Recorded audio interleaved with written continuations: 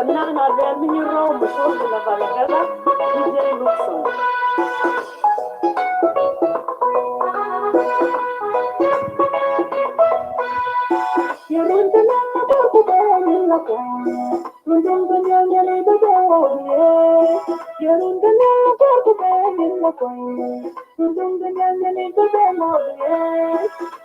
Panda, Ipani Kaladi, Tokir Panda, Ipani Kalla, Tokir Panda, Ipani Kaladi, Tokir Panda, Ipani Kalla, Tokir Rani Jamma Karni Kalla, Tokir Woki, Adin Dino Baru ke Pandu, Yeli, Yungang Dino Baru ke Pandu, Yeli Kudina, Papa Kudina, Mabadu, Dina Bandana Kudina, Mabadu, Baba Wali, Yalapa, Babawatin, Kudun Yalapa, Yamdi, the Bayan, Baba Wali, Yalapa, Babawatin, Kudun Yalapa, Yamdi, the Bayan,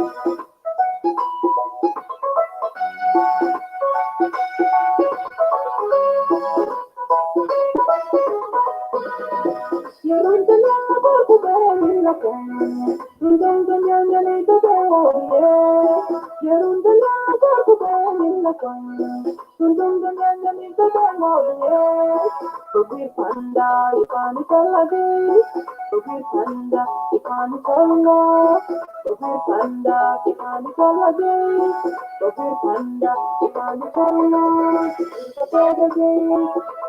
Rani Jamma Karni Kalla, Woki, Adin Baru ke Pandu, Yeli, Yungang Baru ke Pandu, Yeli Kudina, Papa Kudina, Mabadu, Dinna Bandana Kudina, Mabadu, Baba Wali, Yalapa, Babawati, Kudun Yalapa, the Bayan, Baba Wali, Yalapa, Babawati, Kudun Yalapa, the Bayan,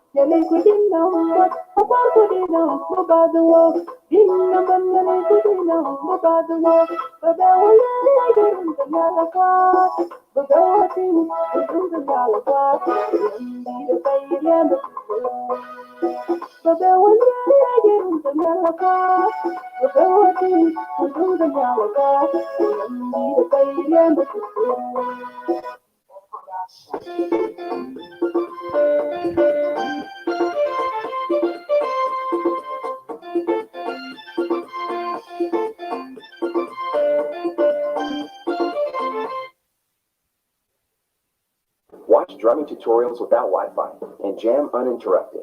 Try YouTube Premium on us.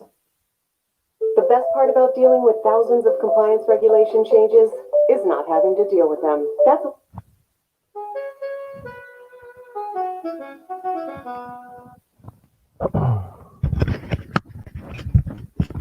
All right, ladies and gentlemen, this is Billy Luke. Good morning, good afternoon, good evening, good night, wherever you may be around the world, wherever you may be watching this program. I'm coming live specifically to talk about the continuous or persistent ethnic cleansing going on in the Abyei area, and I will also be addressing the issue of concern for the Jieeng Padang parliamentary underrepresentation in the Upper Nile state. Following the formation of the constitution of the South Sudan Transitional National Legislative Assembly. So these are the two specific topics that I would like to share with you in this particular program. And before I proceed with the program, ladies and gentlemen, I would like to know from you directly whether you can actually hear me or not, because I have been experiencing some technical problem with the devices, particularly on the audio side. So this is a concern, and I would like to know before I proceed, so that I don't have to make people bored while they're just watching me on the screen and they could not hear me. So give me a thumb up and let me know if you can hear me properly. Check my sound bite.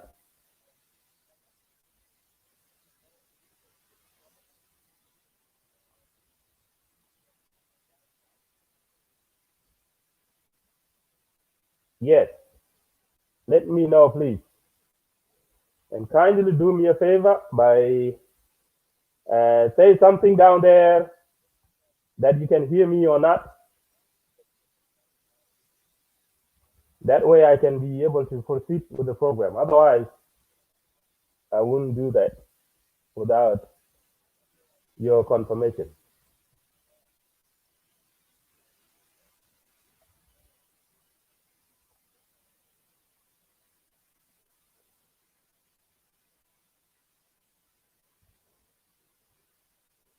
And let me continue to play the music.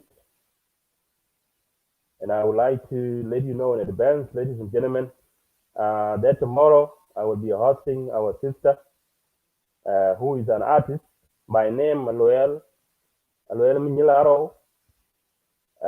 She's a legendary artist from Ngangduk.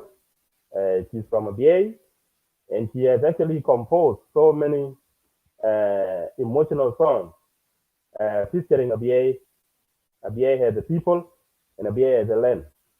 So every time she come live and she sing about a song, she actually make us teary. She actually make us shed some tears because of this emotional song.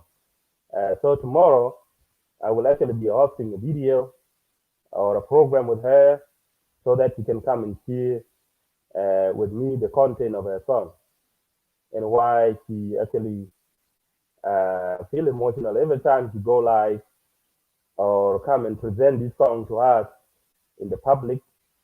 She will just go teary and cry, and then she will actually make us, all of us, emotional as well, and we fall in the same mood, and actually cheer with her.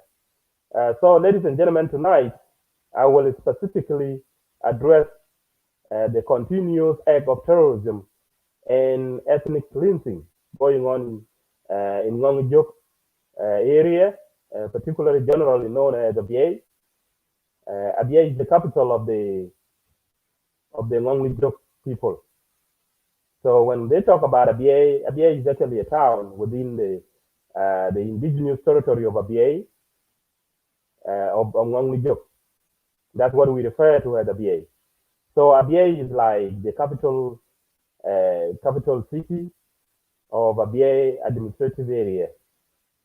So in the recent weeks, we have had a massacre that took place in Abyei, and that has become a constant or persistent act of massacre. So when people are actually massacred over time, again and again, it can actually result in an ethnic cleansing of the people of that particular area. So what is going on in Abyei, ladies and gentlemen, is very critical, and we should be concerned as Jieeng Padang, because the Abyei people are part of Jieeng Padang descendants. And so as the media of Jieeng Padang, we should actually come forward, and we have to continue to speak on behalf of Abyei people. So the media of Jieeng Padang does represent the voices of all the Jieeng Padang, including other Dinka or other South Sudanese. So Jieeng Padang media, it stands for justice, equality, and fairness for all. So this is why we have to continue to voice the concern of Abyei people, because they are constantly under attack from the Matriya tribe of Shumal Sudan. So as the Jieeng Padang media, we are fundamentally concerned about the existence of our people of Ngongnijuk in Abyei area, and we are concerned that this is actually becoming an ethnic cleansing against our own people. And we should actually use the media advocacy to make sure to reach out to the leadership of the government of South Sudan so they can do something about it. We also have to reach out to the sons and daughters of Abyei in particular, so that they can actually ratchet up a campaign pertaining to this plight of Abyei people need to be addressed from a national perspective, both in South Sudan and in Shumal Sudan. Because constitutionally speaking, Abyei still fall under Northern Sudan, according to the constitution governing the international law.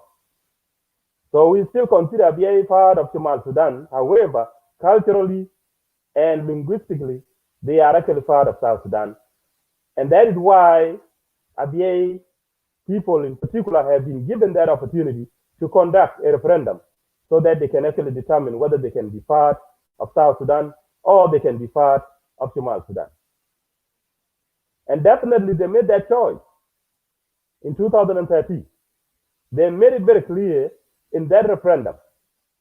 They voted overwhelmingly in succeeding to South Sudan.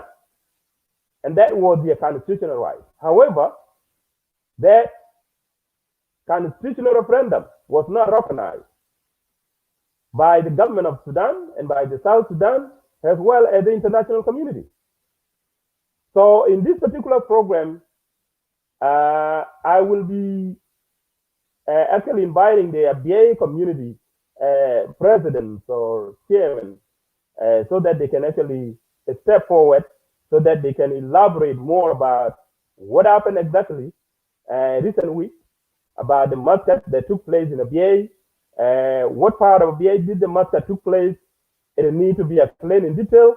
That way we have to issue our own condemnation at Jieeng Padang in general. So we need to be brief. The reason why I've been quiet for some time without coming live about Abyei is because I was not well informed and nobody reached out to us as a media host so that we can actually be able to explain to the general public about what transpired in the Abyei area. So I'm here to attend my request kindly to the president of Abyei community, whether you are Abyei community in Canada, Abyei community president in the United States, in Australia, in Europe, and back in South Sudan, we are actually reaching out to you so that you can provide a full detail about what happened in Abyei, the recent massacre that took place a week ago.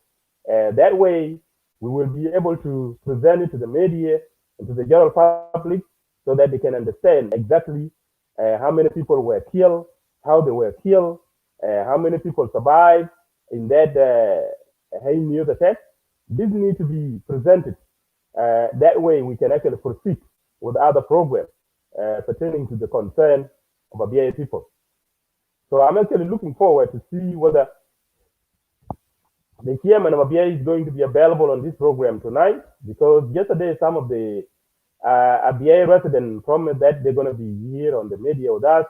Unfortunately, that's the reason why the live program was delayed a little bit today, because we have been consulting with people who is going to be available, who is not going to be available.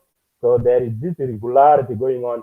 So we apologize for that inconvenience, and we are looking forward to host more people anytime they will be available to join us on the program.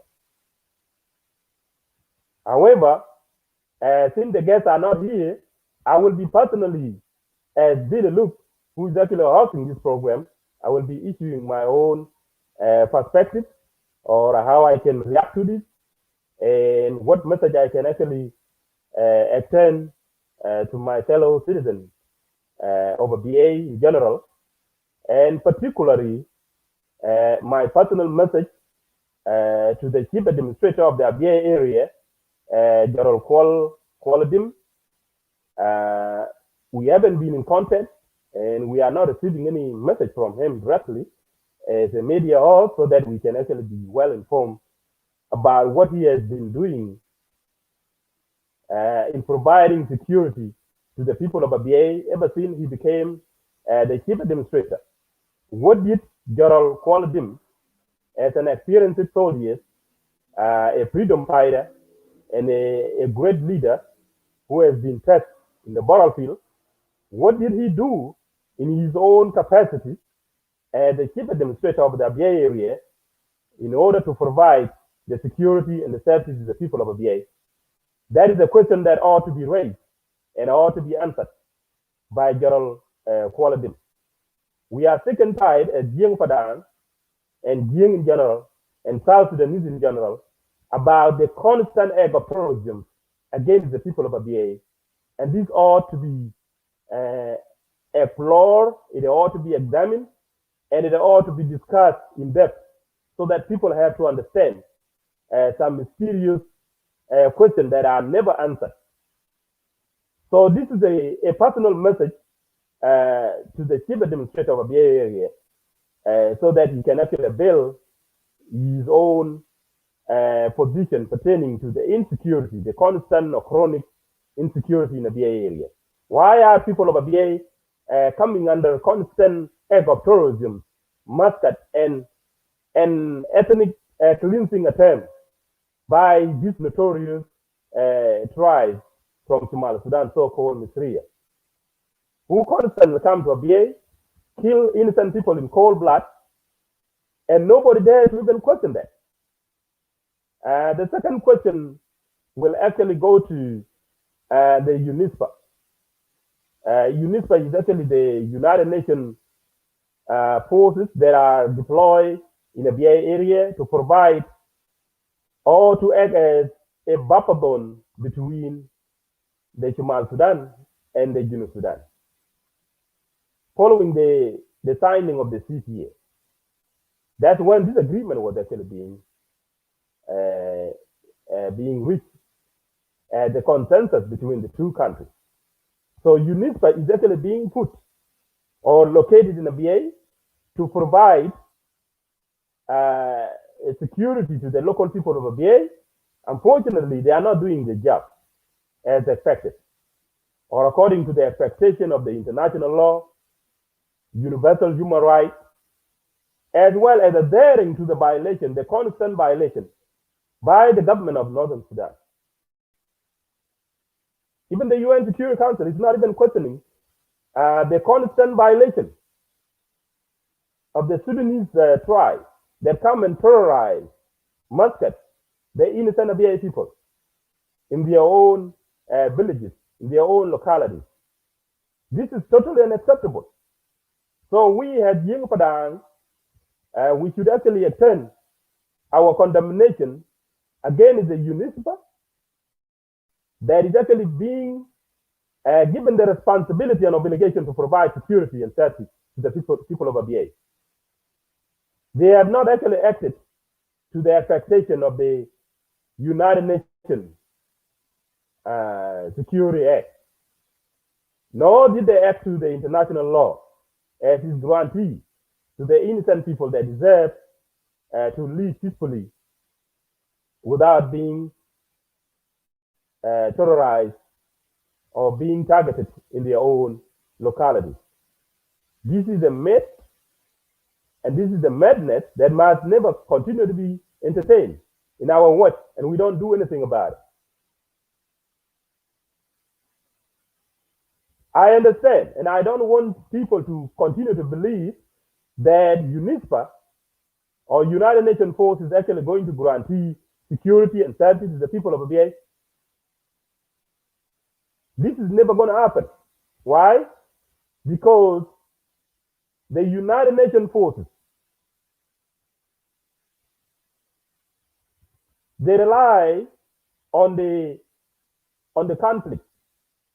So they would like to instigate any conflict or continuation of the conflict to continue to go on and on, so that they can actually be able to renew their mission mandate, so that they will continue to stay.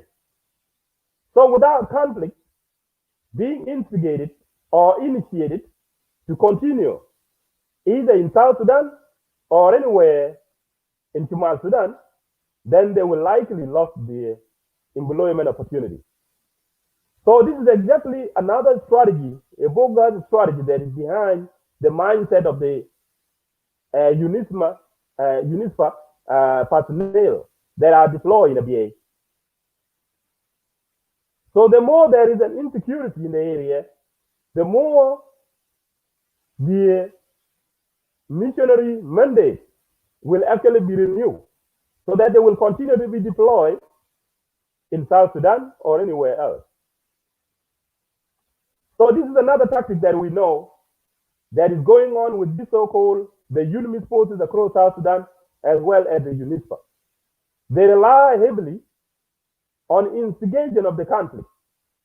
So the more there is a constant conflict in South Sudan, the more the UN mandate will actually be attended. That means it will be renewed and will continue to go on constantly, as long as there is a conflict being propagated in South Sudan. So this is actually a commercialization of the war. So that means people are actually interested to see more war, more violence being provoked, more war being instigated, so that they will actually be able to maintain and control their mission mandate. So there is a chance for us as Jieeng Padang or as a Jieeng or as South Sudanese to actually come up with a strategy that we can actually call for the expulsion. The expulsion of the UN is necessary because UN is just nothing there. They are just there to earn their living. That's it. They are not there to actually execute the intended mission of which they were actually mandated to carry out in those areas where they are actually being deployed.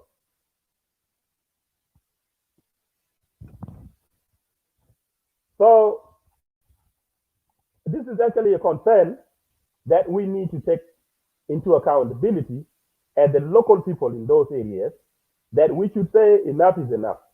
Because you as a United Nations forces, if you are actually being deployed in my area and you are not actually executing the intended mission of which you were actually being mandated as your responsibility and obligation to provide security and safety to the local people, then you need to get out of that area.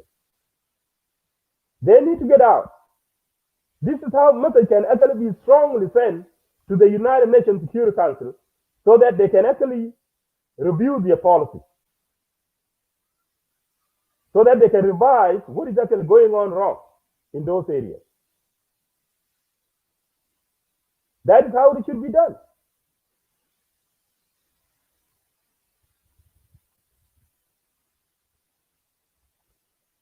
So, ladies and gentlemen, that is exactly what ought to be done by the local civil population of Abyei, and I have seen it in some of the video clips regarding the massacre that took place in 2020. All of us are aware of this, and you could actually recall the massacre which took place in the Abyei area in 2020. Some of the video were recorded that the UNISFA force were actually aware about the material coming to attack Abyei people because they have a radar surveillance that is actually being deployed in a given perimeter of the area, and so they are always aware about the movement of this tribal militia of the material with the intention to go and attack the people of Abyei in their given localities. However, nevertheless, the UNISFA force do not actually take action against the tribal force whom they can actually watch on the radar screen, on the radar surveillance, that they are actually coming here to attack these local people in their villages. But in most cases, these UNISFA forces, they do not want to take any action. Why? Because they actually invest in the conflict, they invest in violence to continue to actually maintain their employment opportunity. Being a UNISFA forces, because instigation or propagation of violence, propagation of conflict is actually being encouraged. It is exactly the same thing that is going on across South Sudan. Because there is no difference between the UNISFA forces that is deployed in Abyei and the UNMIS forces that are also being deployed across South Sudan.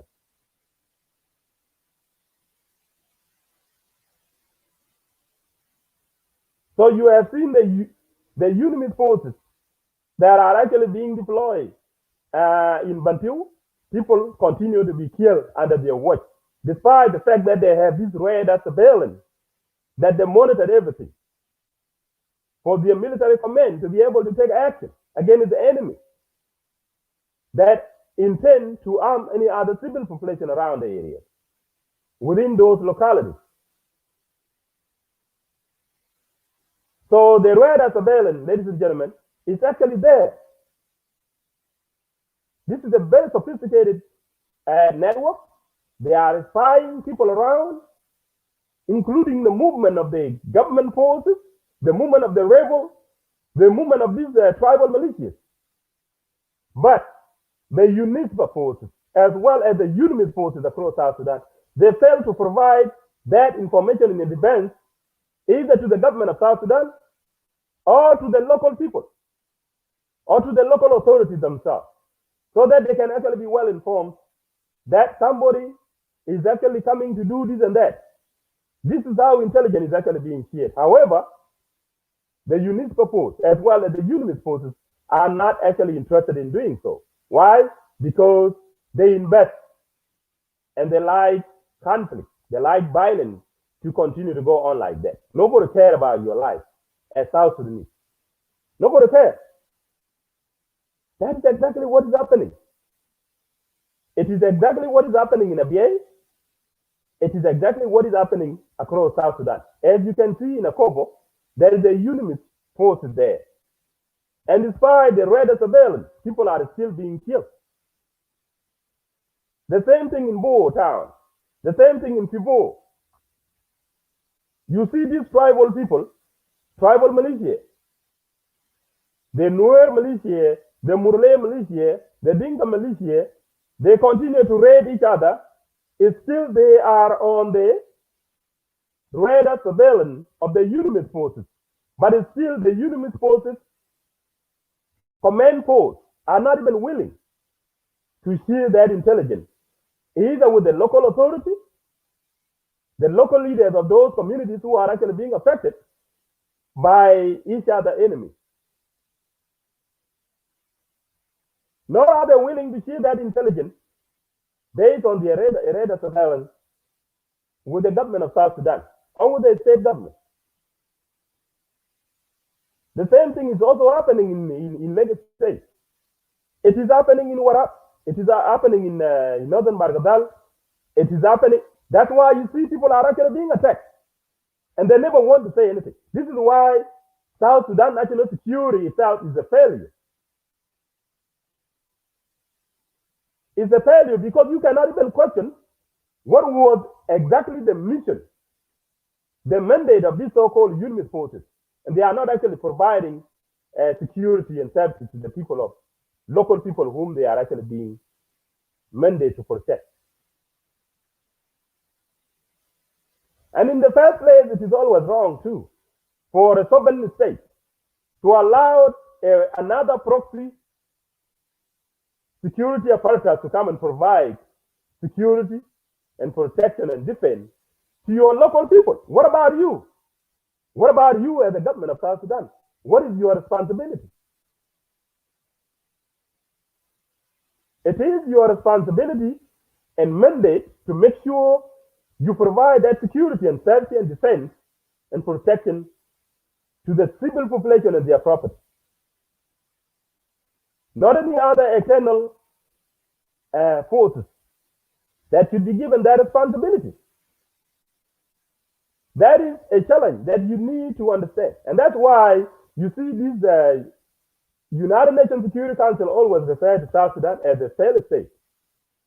Because when you are actually being categorized as a failed state, it means you fail to provide security, defense, and protection to your own country.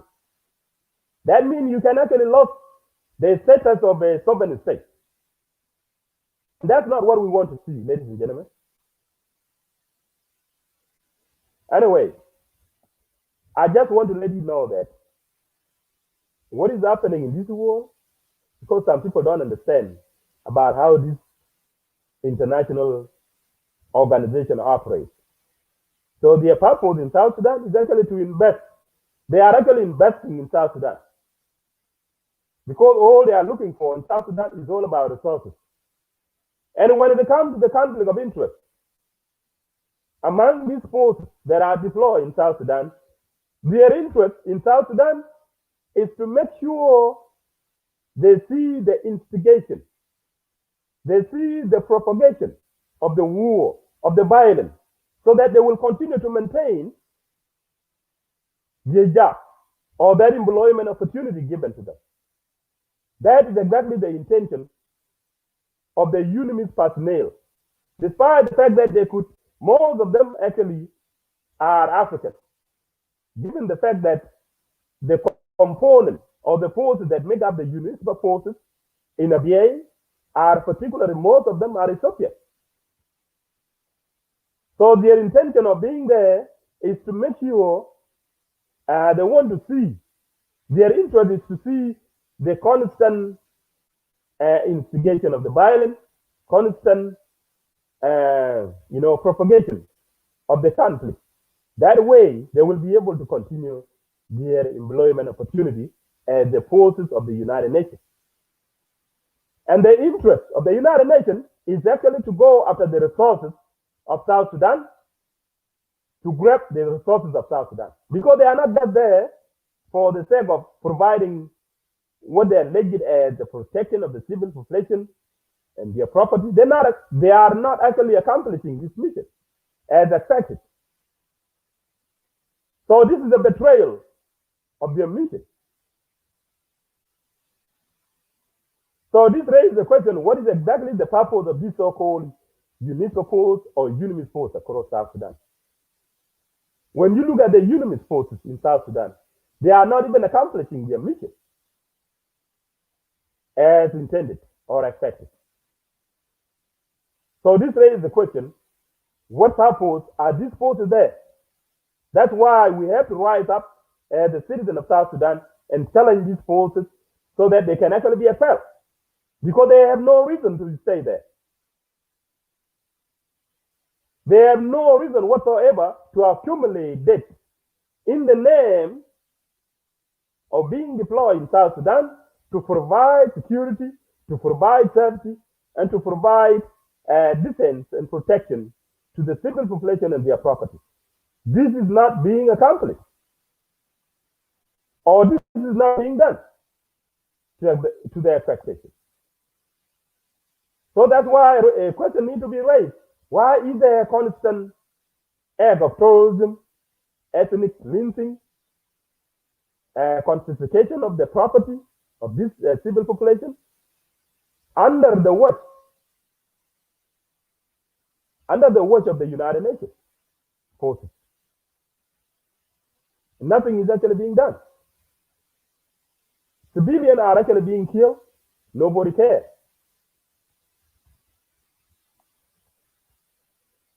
So I don't understand exactly.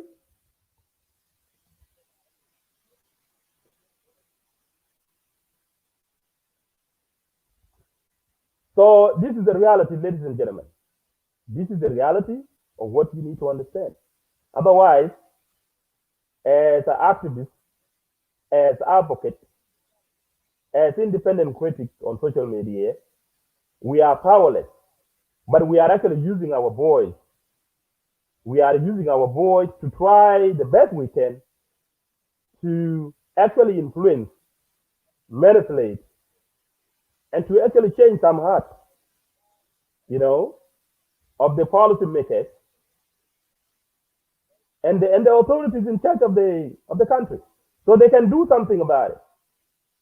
This is what we need to do, and that's why we have to use the power of the media advocacy to make sure we push our message through. So, ladies and gentlemen, you need to understand very clearly that UNIMIS forces are there to protect the employment opportunity, and at the same time, they are actually accomplishing the selfish interest of the United Nations. United Nations is not actually being serious about the mandate of their forces.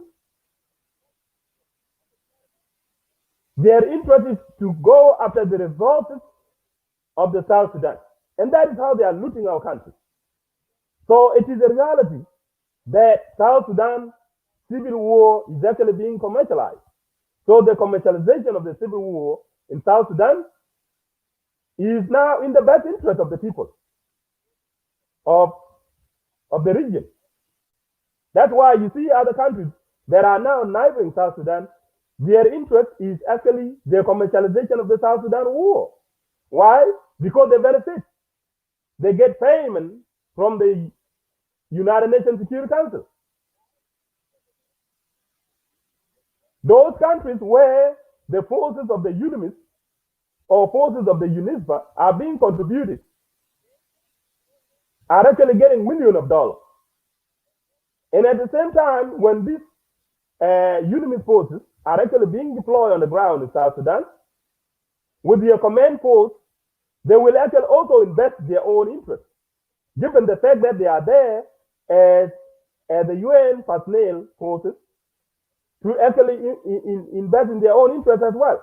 And their interest is to protect their employment. If there is a relative peace and stability in South Sudan, that means they will automatically lose their mandate. That means there will be no use for them to be in South Sudan, isn't it? That means these regions that are neighboring South Sudan, they will lose millions of dollars, which is actually being funded to them by the Western countries. You know, and these personnel that are actually being deployed in the battlefield, they want to have that job. So they would actually invest their own interest as well to make sure they like to see their propagation, the continuation of the war on the ground. That way they will actually be able to maintain their employment opportunity. This is the concept behind it. This is the mindset that is actually driving these forces. The United Nations is there to go after the resources of South Sudan. The regions that are neighboring South Sudan, they are actually getting money from the United Nations Security Council. And whoever going to be contributing the forces, the component of the UNIMIS forces and the UNISPA, is actually getting millions of dollars as well. And once these personnel are on the ground, automatically they will actually execute their own selfish agenda as well. And that is to see the continuation of the victimization of the innocent people so that they will actually maintain their job. So that's why you see the United Nations Security Council always get a constant report from South Sudan that there is still insecurity there is still instability there, so that they will actually, strategically, they are actually looking for the renewal of the mandate of the UNIMIS force.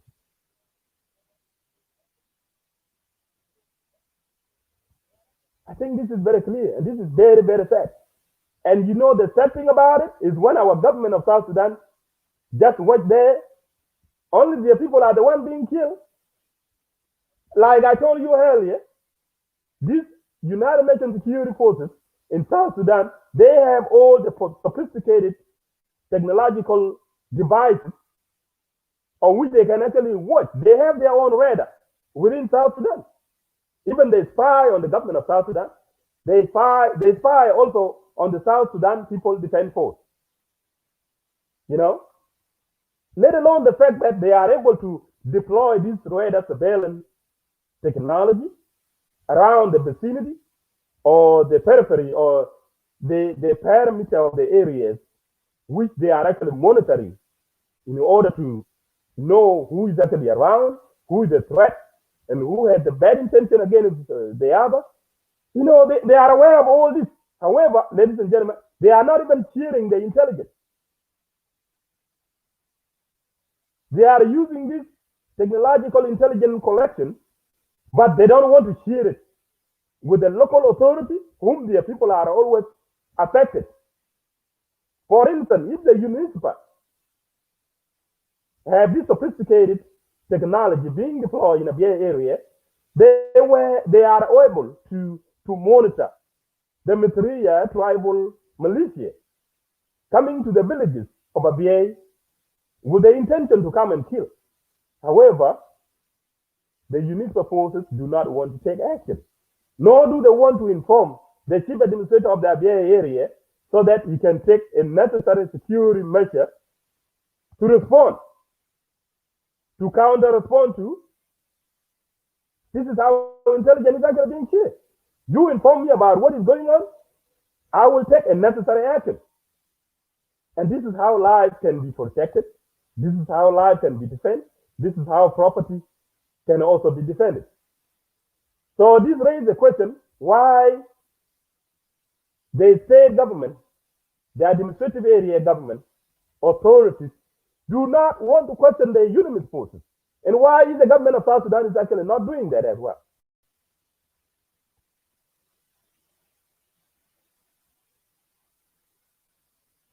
Well, these are the questions that ought to be answered. However, for your information, ladies and gentlemen, these local authorities do not even have that capacity to do that. Because they look at the UN forces as if it is something to do with God and all that. You know, these are human beings like you.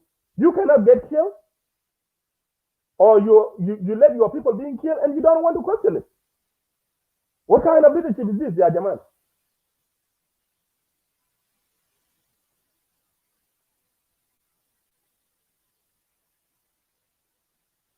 That is also a challenge to South Sudan sovereignty at the host.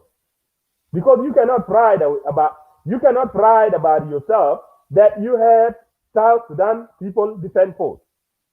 When you say South Sudan People Defense Force, that means South Sudan People Defense Force. It is a People Defense Force, isn't it? So the irony of it is ridiculous. People Defense Force, are you sure it is People Defense Force now? Because people are getting killed and you don't even protect them. I'm not saying Abyei people should understand that you should not just feel like you are the only people who is actually being neglected when it comes to security.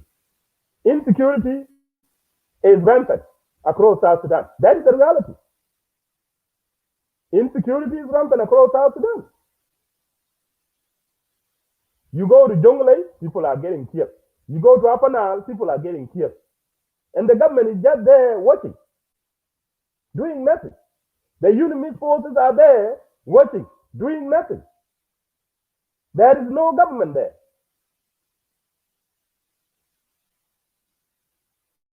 The same thing, that is exactly what is happening in northern Bargadal. It is happening in Lagos State. It is happening in Warap. It is happening in western Bargadal. It is happening in Equatoria. And I can assume maybe some of the Equatorian areas are relatively peaceful, with the exception of those committing crime along the highway. But that is still the responsibility of the government to make sure you look at anything, whether it is an internal threat or external threat. Anything to do with that, it is the role of the government. That is why it would make a lot of sense for the South Sudan People Defense Force to be the People Defense Force. But in this case, it's not. I'm saying this because this is a challenge. I'm throwing a challenge to you. Because you don't understand how a sovereign state can actually operate when it comes to security apparatus, and how you should actually be able to legitimize your status as a legitimate sovereignty. And that's why you see the United Nations is actually abusing our country as a failed state, because of this kind of mentality that it is none of your business to protect, to defend, and to provide security and safety to the people, including their property.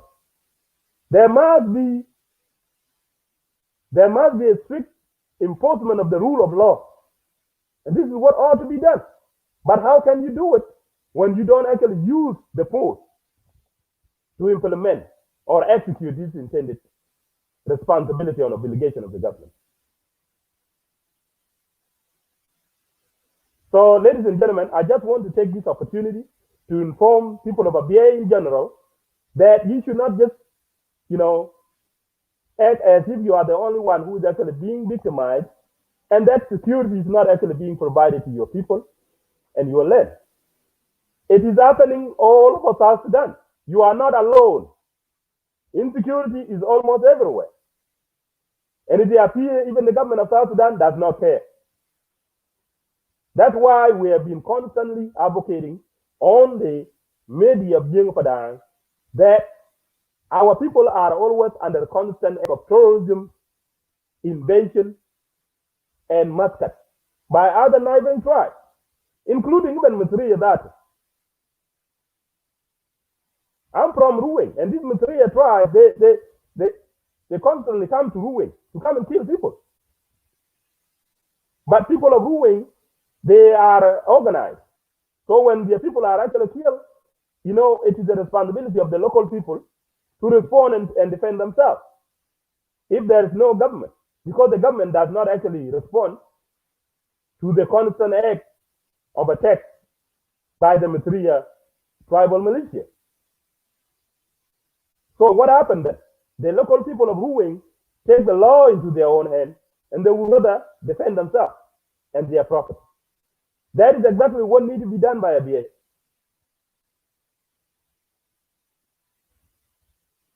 And that is exactly what needs to be done by each and every tribe that come under any constant act of terrorism, constant ethnic cleansing by any other neighboring tribe or a tribe from a different country, as in the case of Massacre. It was some weeks ago that one of my clans within Ruing, attacked the Bagara because Bagara came and violated the territorial integrity. They came in curse into the wetland of my clan without seeking permission. That triggered conflict. So if somebody come and violate your territorial integrity, invade your land, and come and use your resources without your seeking permission in advance from you as the owner, and try to victimize you, you have the right to respond. So in this case, my personal advice to the people of Abyei is to make sure they need to organize our youth, our local youth on the ground, so that they can be able to take responsibility of the security and the safety of our local people on the ground in South Sudan. This is exactly what needs to be done.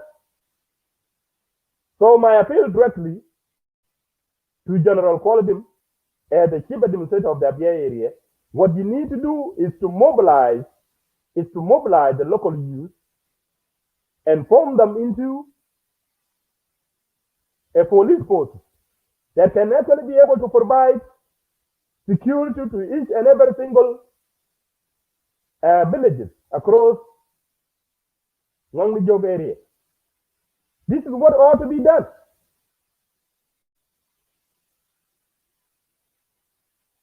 General Qualitim, you are a great man. You are a great freedom fighter. And when you were appointed as the chief administrator of the Abyei area, we were confident.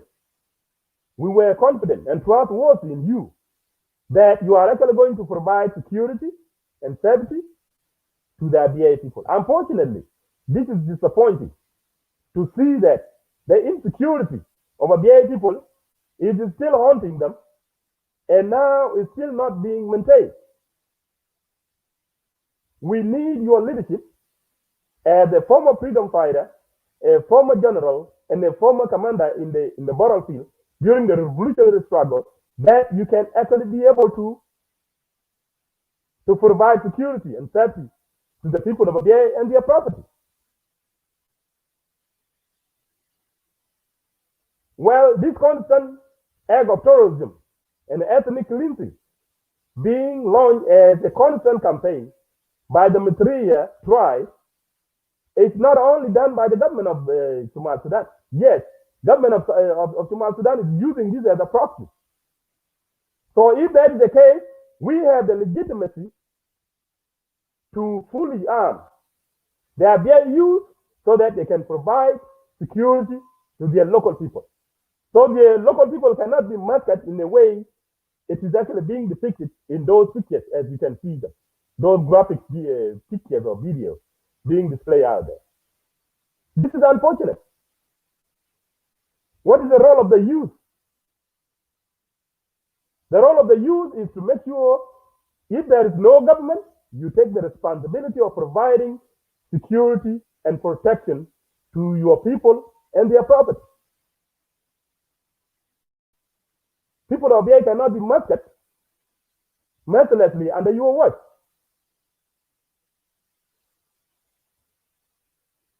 This is unacceptable, and it must stop. So my appeal to you directly as a youth of Abyei, it is your collective responsibility and obligation to respond to that duty call to protect Abyei people against the Massacre tribe. You can do it, and I believe you can do it. If Abyei could actually contribute heroically during the revolutionary struggle, why not you? To be able to provide that security and defense to your land and to your people. until when the issue of Abyei status is actually resolved. So what I believe so far, it is not the Sudan Army Force that is invading Abyei, that is terrorizing the people of Abyei, but yes, they are using the tribal militia of the Massacre to terrorize and massacre our people in Abyei. So if that is the case, we should also be using Abyei militia to counter-respond to the Massacre tribe. So let it be a war. And if the Sudan Army Force would want to respond, that's when the people, defense force of South Sudan, will actually interfere. And then so be it. If it is about war, then we can do it. We have to be strategic in the way how we do things. You want to play a game with me? I'll do the same thing to you. However you want it. So my appeal to you as a citizen of Abyei in general, particularly the youth of Abyei, it is your responsibility to make sure you don't just go around complaining. You need to do something practically on the ground. Recruit yourself, mobilize, arm yourself heavily, respond to Massacre. That is the only way. That's the only way you can deal with this. And you can do this legitimately under the chief administrator of Abyei, Joral Kwal Deng, Joral Kwal Dip. You can do this. You can be legitimately armed to the teeth to respond to Massacre. And that is how you can actually stop this constant act of terrorism and ethnic cleansing of Abyei people. You can do it. Why not?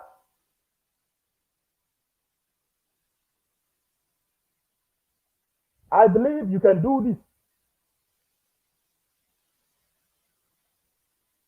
So this idea of scapegoating and blame everything on the government of South Sudan, I told you earlier, everybody is actually being victimized in South Sudan.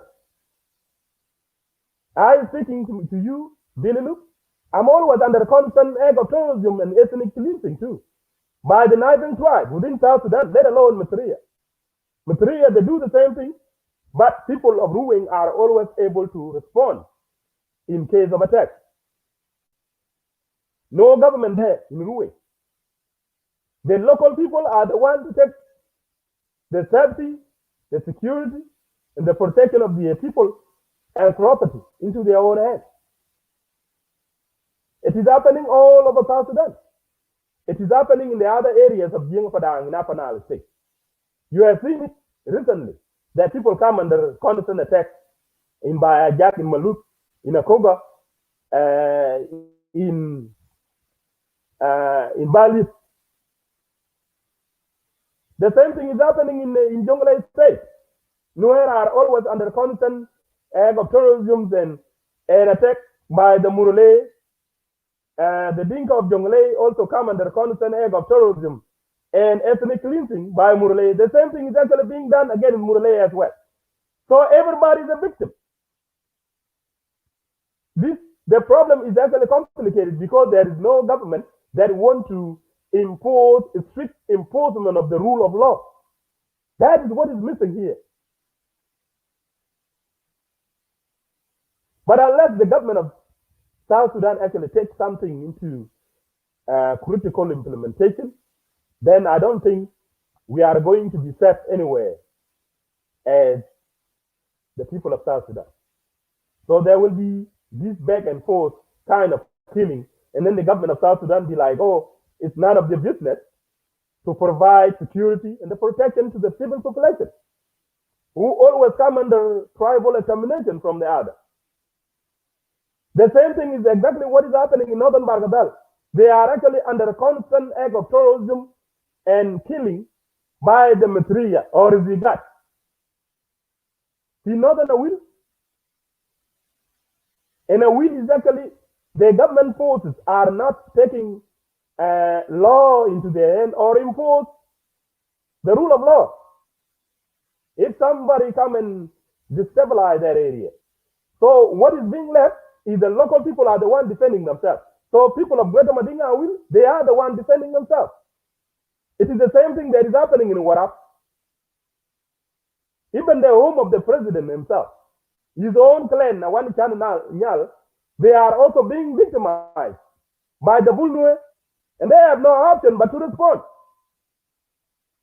Kirmayadi is not doing something about it as well, let alone about other clans, like the Twin Mayadi being victimized all the time by the Bulnue, you know, the other section of Gogyal too being victimized, and the same thing to Toy.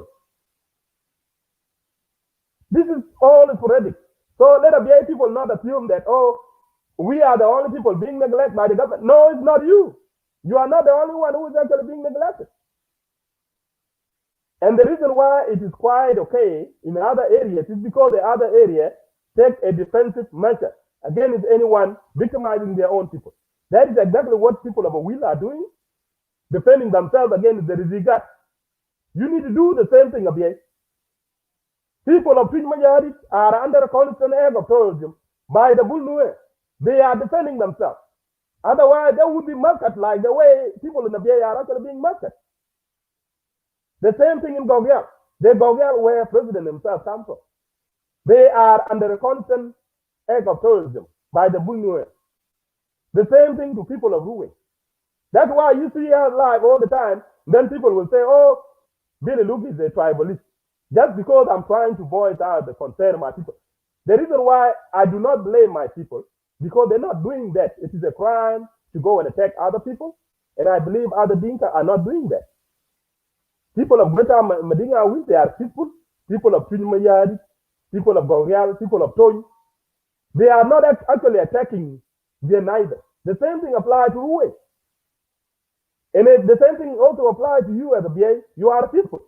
You are not attacking Rizigat. Even Nuerbun can go as far as going to Abyei to go and raid the Korok. It happened last time. None of you didn't say anything about it. So we are always law-abiding citizens. We are always peaceful people until when we are actually being provoked. But before we take law into our hands, we always have the government of South Sudan to intervene. To intervene in making sure they enforce the rule of law. Unfortunately, the government doesn't do anything. So civilians have no choice but to defend themselves. So I'm using this analogy so that my people of Abyei can actually understand that. The same thing is what happened in Jonglei State. In the Jonglei region, let me say that. You know, Murle constantly come and attack people, raid property in Bor, go as far as Ethiopia, go all the way to New Orleans. You know, and these people have no choice. They call upon the government to do something. Nothing is being done. They have no option but to arm themselves and go and do the same thing again with the Murle. Or else, if you just want to cross your fingers and allow the enemy to do whatever they want, that's how people are killed. It is exactly what is happening in Abyei. Because we have not seen Abyei people, particularly the Abyei youth, we have not seen them taking up arms and deal one-on-one, confrontationally, with the material militia. And that's what Abyei people need to do. And when I say this is what Abyei need to do, does not mean I can be standing by to back you up.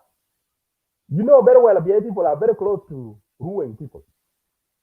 We can reinforce you. If that needs an ugly response, we can do it. Material are nothing. They are just people like you. That means you are not going to fight the Sudan Armed Force. And if Sudan Armed Force respond, that's when the SSPDF have to respond. Right? This is how things work. So let's use the counterinsurgency to fight the other counterinsurgency. So if the Sudan government is actually behind the heavily armament of the Massacre tribe, then the South Sudan had to be authorized to actually arm the youth of Abyei so that they can actually defend their own people, defend their property, and defend their land. Until when the legitimate arbitration is actually being executed pertaining to the status of Abyei. So there is too much negligence going on. So we don't expect Abyei people to say, oh, it is South Sudan government to come and provide the security. When you see in South Sudan itself, they fail to provide security. Kir Mayari failed to provide security to the people of Gongrial being massacred on daily basis or on monthly basis. So how do you expect Kir Mayari to come and provide security to Abyei people when he even failed to provide security to his own people in Gongrial? I'm not talking about other areas. Common sense, isn't it? Well, yeah, Jamara, this is very, very, very, very complicated. It's very sophisticated misunderstanding in South Sudan. But for me, as Billy look, everything is clear, right in my face. It is all about the failed leadership of South Sudan. Yes, government has failed to provide security. Let's be honest. I'm a government supporter as I'm speaking, but I do not see any damn thing to say about the government where it is necessary. Wrong. I don't support opposition. I don't support rebels. But I have the constitutional right to say, call the government out vehemently and condemn it. Serious. It is true. You, as the government of South Sudan, you have failed, despite the fact that I'm for the government. That is our constitutional right as a citizen of South Sudan to make sure we criticize our leaders. That way we will be able to correct them where they went wrong or where their mistakes are.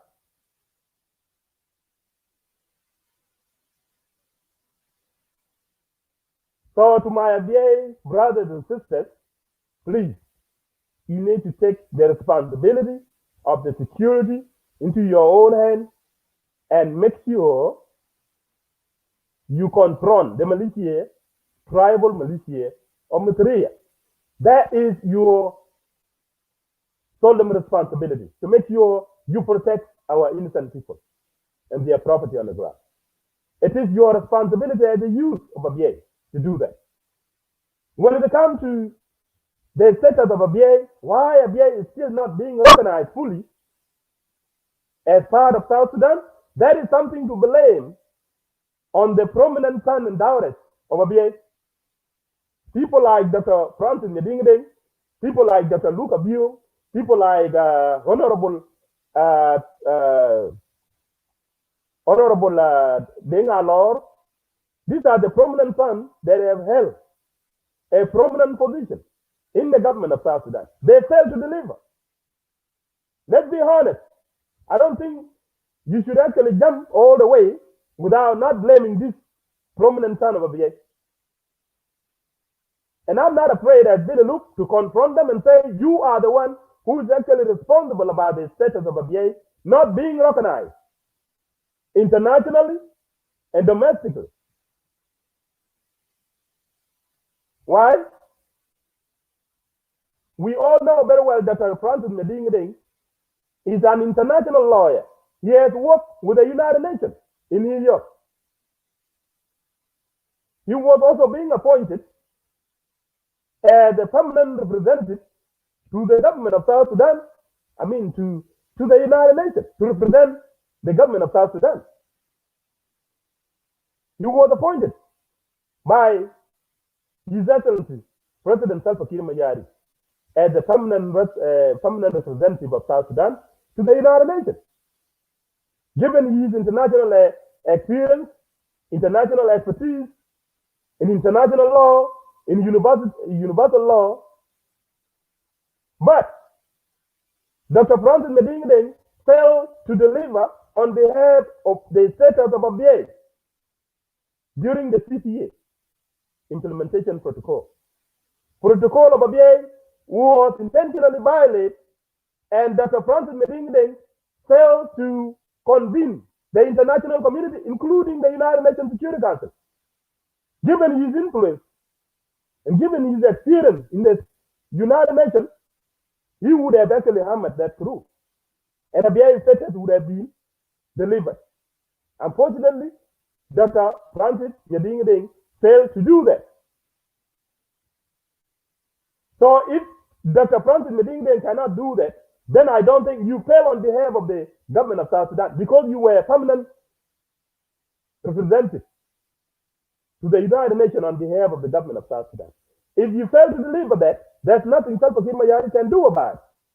Because you are more informed than Salva Kiir Mayardit. And I know Salva Kiir Mayardit only relies on the government officials. He does not actually rely on the policy that is actually being initiated based on what he perceives as the best strategy, how to deal with certain diplomatic issues. It would have been you, as Dr. Francis Medingden, who would have delivered something. But you failed. So the fact that Abyei referendum was not recognized in 2013 after its conduct is because of Dr. Francis Medingden. Not to mention that even one of the prominent Abyei sons, Honorable Deng Alo, was a foreign minister by the time as well, holding one of the most diplomatic positions, one of the most influential positions in the government of South Sudan. You failed to deliver.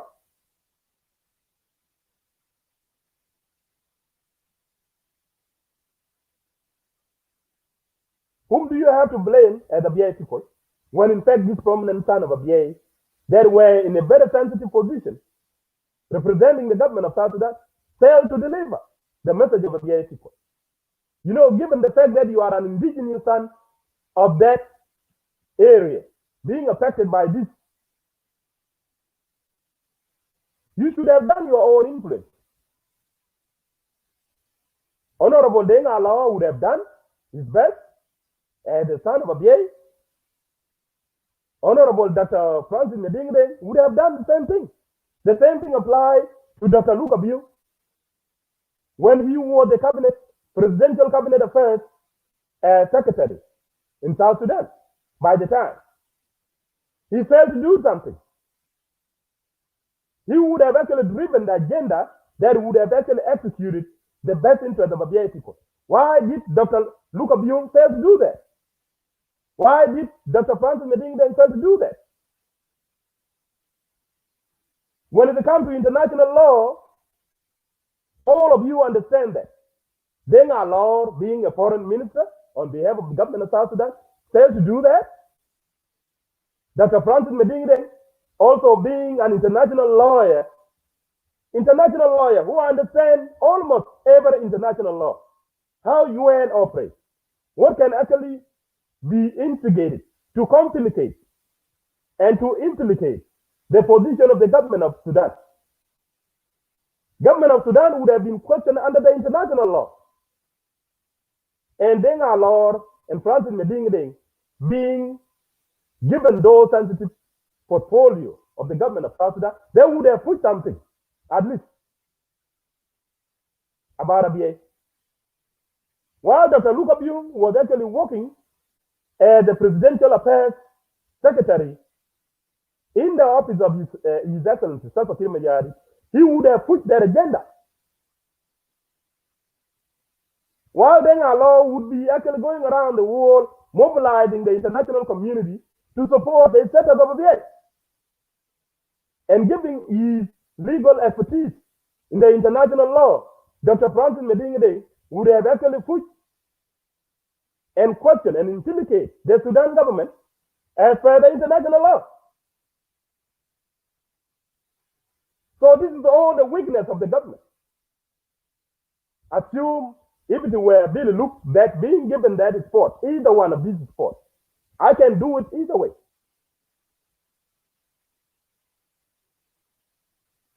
The Sudan government would have been questioned under the international law. Why did they intentionally violate? They intentionally violate the international law, which was actually being signed in the protocol, and nothing is being done about it. Did Dr. Francis Medingden put the international community to do something against the government of Sudan for violating the Abyei protocol? No.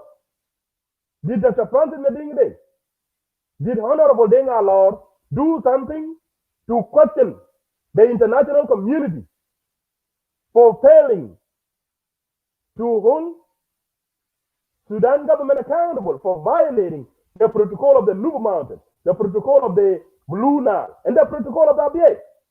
If not, if you didn't want to talk about the Nuba Mountain and the Blue Nile, that's okay. But you should have, as the son of Abyei, you should have focused on Abyei.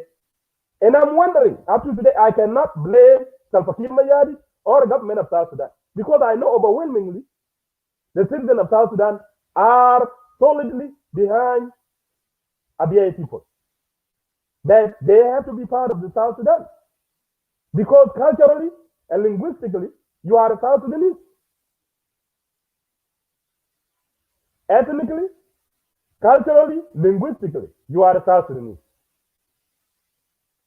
But when it comes to the constitution, when it comes to the reality, your territory falls in the territory of the Northern Sudan. So if we have to apply the law at this particular moment as we speak, given the fact that you are not being recognized as part of South Sudan, you are still a Sudanese. You are still a Sudanese, according to the law. But still, you are actually being accommodated. You are still being accommodated. The question is, everything is being left hanging like that. Denga Law was there. Dr. Francis Medingde was there. Dr. Luca Bio, who is currently working for Center for Strategy for the United States. He can still do the same thing. Dr. Francis Medingde worked in New York for a very long time in the United Nations. And where on earth he failed to deliver about Abyei, given the fact that it's something to do with law.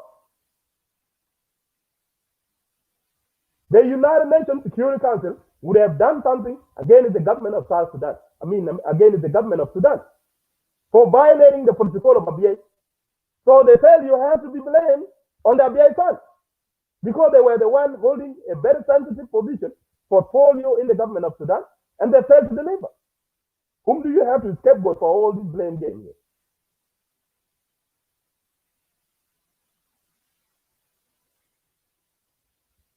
Okay, I can understand sometimes, being a government employee, you can be enticed by the president or by other government agents if you try your level best to try to influence or manipulate the government position. However, some people work contrary to what you were trying to achieve. Why didn't you write a book? You should have written a book and explain to us what was going on when you were working for the government and why you didn't deliver. Tell us why. This is what you usually do after you lost your job. So after Dr. Luca Biu and Dr. Francis Medingde lost their job in the government of South Sudan, they would have actually revealed to us why were they not able to deliver about Abyei protocol. Why were Abyei protocol being violated and nothing is being done about it? And you are actually being silent up to this moment. You are still silent about it. You didn't explain to us, and we don't understand. So the general public is actually being left out there, without understanding what exactly went wrong. Who was wrong and who didn't do anything? When you have people like, other government officials, they cannot answer it, because everything will always be referred to the prominent son of Abyei that were in the government, but they failed to deliver.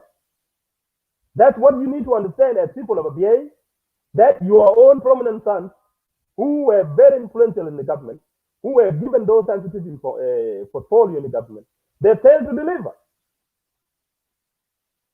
So you need to start within yourself. You need to start cleaning it up. Who is actually behind the reason why Abyei is not fully part of South Sudan today?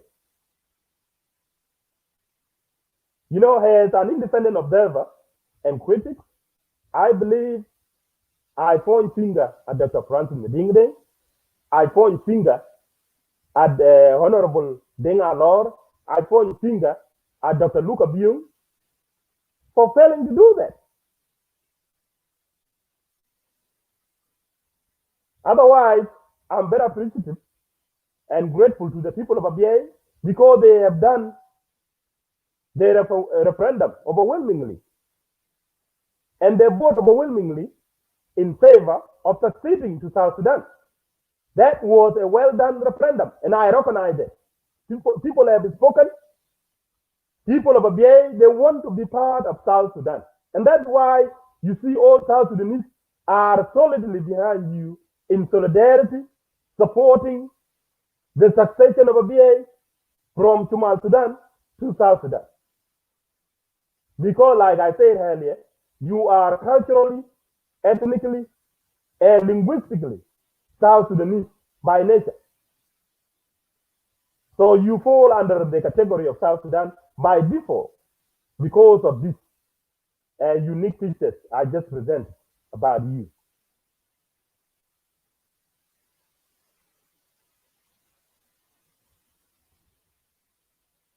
So as an average Abyei people, I don't blame you at all. You have done your best, with the exception your own sons are the ones that fail you.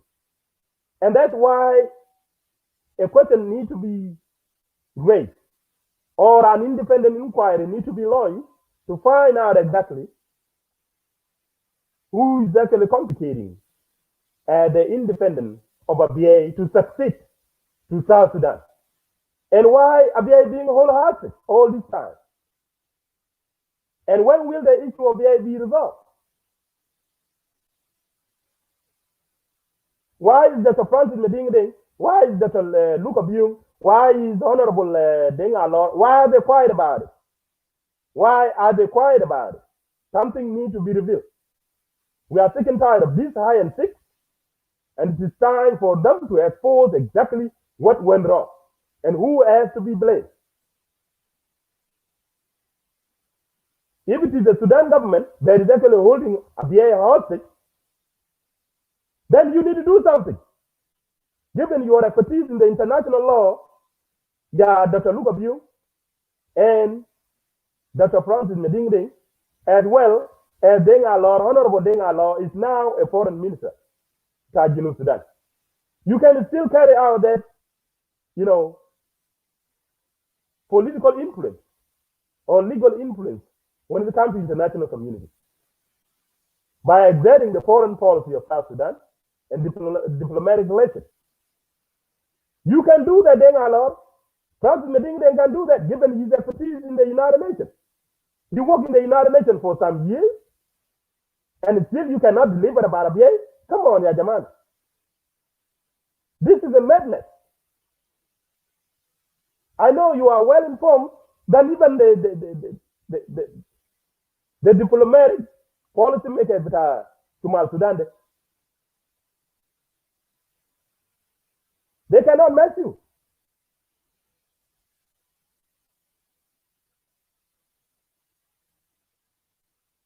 Well, you are the only people that can actually deliver Abyei, not the government of South Sudan. Because all I know is His Excellency Salva Kiir Mayardit like to give an assignment. And if you cannot do that assignment, then you cannot blame it on Kiir Mayardit. Because I know from my observation, independent observation all along, ever since the formation of the government under His Excellency Salva Kiir Mayardit, he always give you the assignment as a minister, do that, without his, directive. You can do it however you want it. Exactly, this is what you should have done as Dr. Luke Abyei. This is what you should have done as Honorable Deng Alor. This is what you should have done as Dr. Francis Medingding. So 3 of you failed. All right, I think I should conclude that. I think I have said enough about Abyei, politicians, and to the people of Abyei, the average people. You have done an excellent job. So I'm here to congratulate you for the wonderful job you have done pertaining to the conduct of the comprehensive Abyei referendum in 2013. That was an overwhelming support, and you have voted in your majority to succeed to South Sudan. That is legitimately recognized. However, there are some elements out there that do not want to recognize this. And the question is why? That is what we need to continue to talk about. So I'm here to encourage you as a BA people, you need to come to the media. Let's talk about this. The more you just sit there idly and you don't want to talk about it, the more we don't understand the mystery or the fiction behind this. Who is actually holding Abyei hostage? That question ought to be answered. And that's why we should be concerned. Is it a conspiracy within Abyei? Are some prominent son of Abyei being used to blockade the freedom of Abyei or the liberty of Abyei people to be part of South Sudan? Or what is it? If it is the issue of material, claiming the land of Abyei, that thing can be done legally. That's what President Jieeng should be doing. There is a solution for every problem. So if it is about that and that is actually barricading or preventing Abyei to become fully as part of Sudan, then something needs to be worked out. What is it? Let us identify the problem and we will be able to address it. We will be able to mitigate and resolve it to the people's expectations.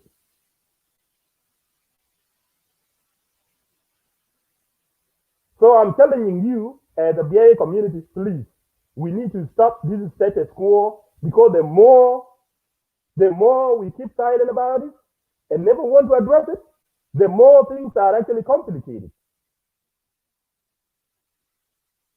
And they are not being resolved because nobody is actually constantly questioning it. Until when the problem arises, that's when people want to react to that situation. Like what is happening now on the ground, it is a systematic, a strategic strategy of the material to try to displace, try to scare away Abyei people, try to push them out of their indigenous land so that they can occupy the Abyei land. That is a strategy. And so we have to raise the question, what is it that Abyei is actually working in counter to what Massacre is actually doing? You cannot, nobody can actually displace you in your own indigenous land. This is your indigenous territory. And by geographical location, you can actually go nowhere. It is your land. So what Massacre is doing here is a systematic, a strategic displacement so that they can scare the people of Abyei away, so that they can actually occupy the land, and then this is how they can actually take over the indigenous territory of Abyei, and then they start the occupation and settlement of it. So I have already, understood the strategy of Massacre is actually to occupy and annex the land of Abyei. This is a systematic way of doing it. It scares people away. That is the strategy. The question is, what is the strategy of Abyei people? What have you been working on? Okay, if Abyei is actually being hostage, what is your response to that? What is your conspiracy? What are you planning to do about it? If Abyei is hostage, is somebody behind the deal that we don't know? And that's why the question has to be raised. Why is Dr. Francis Meding being silent about it? Never want to reveal anything? Dr. Luke Abyei, the same thing to Honorable Denga Lord. And I don't like this idea of scapegoating the government of South Sudan, because you are the government yourself, because you have been given those sensitive positions. They failed to deliver.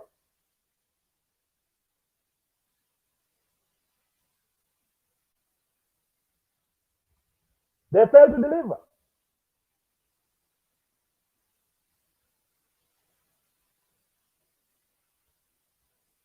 So I understand the position of the average Abyei people. They actually blame Dr. Dr. Francis Meding, Dr. Luke Abyei, Honorable Denga Lord, their hands are not tied by the government of Sudan.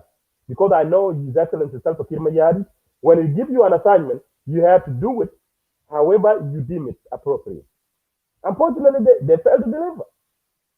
Okay, now that Deng Alor is now working for the government of South Sudan, what is it going to do about it?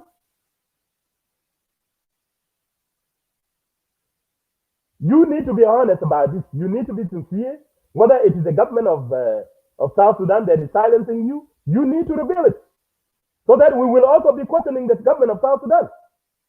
If they are the one being blocked by the government of Sudan not to do something about Abyei, tell us. And if you are not telling us the truth, if it is the government of South Sudan that is actually blockading the recognition of the Abyei referendum, then you need to tell us. We will never be afraid to question that person in the government of South Sudan, whether it is Salva Kiir Mayadi or anybody out there.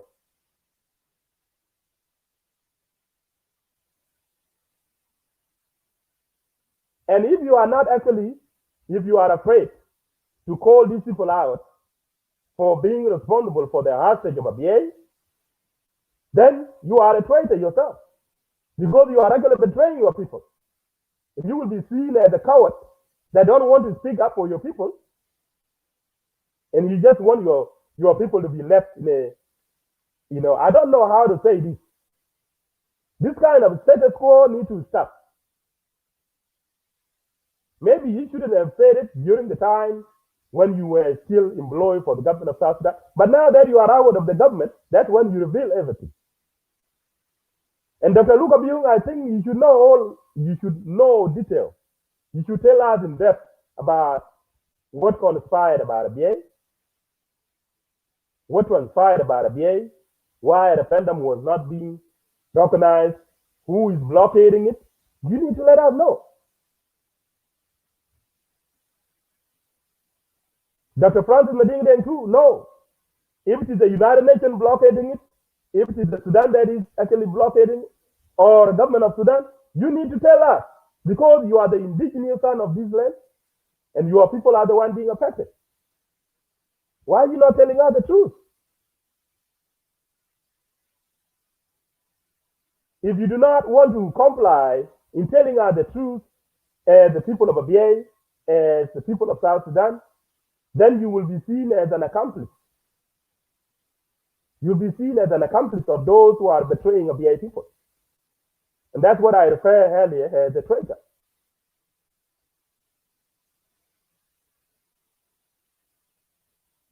That's why I call you out as a citizen of Abyei. You need to come out.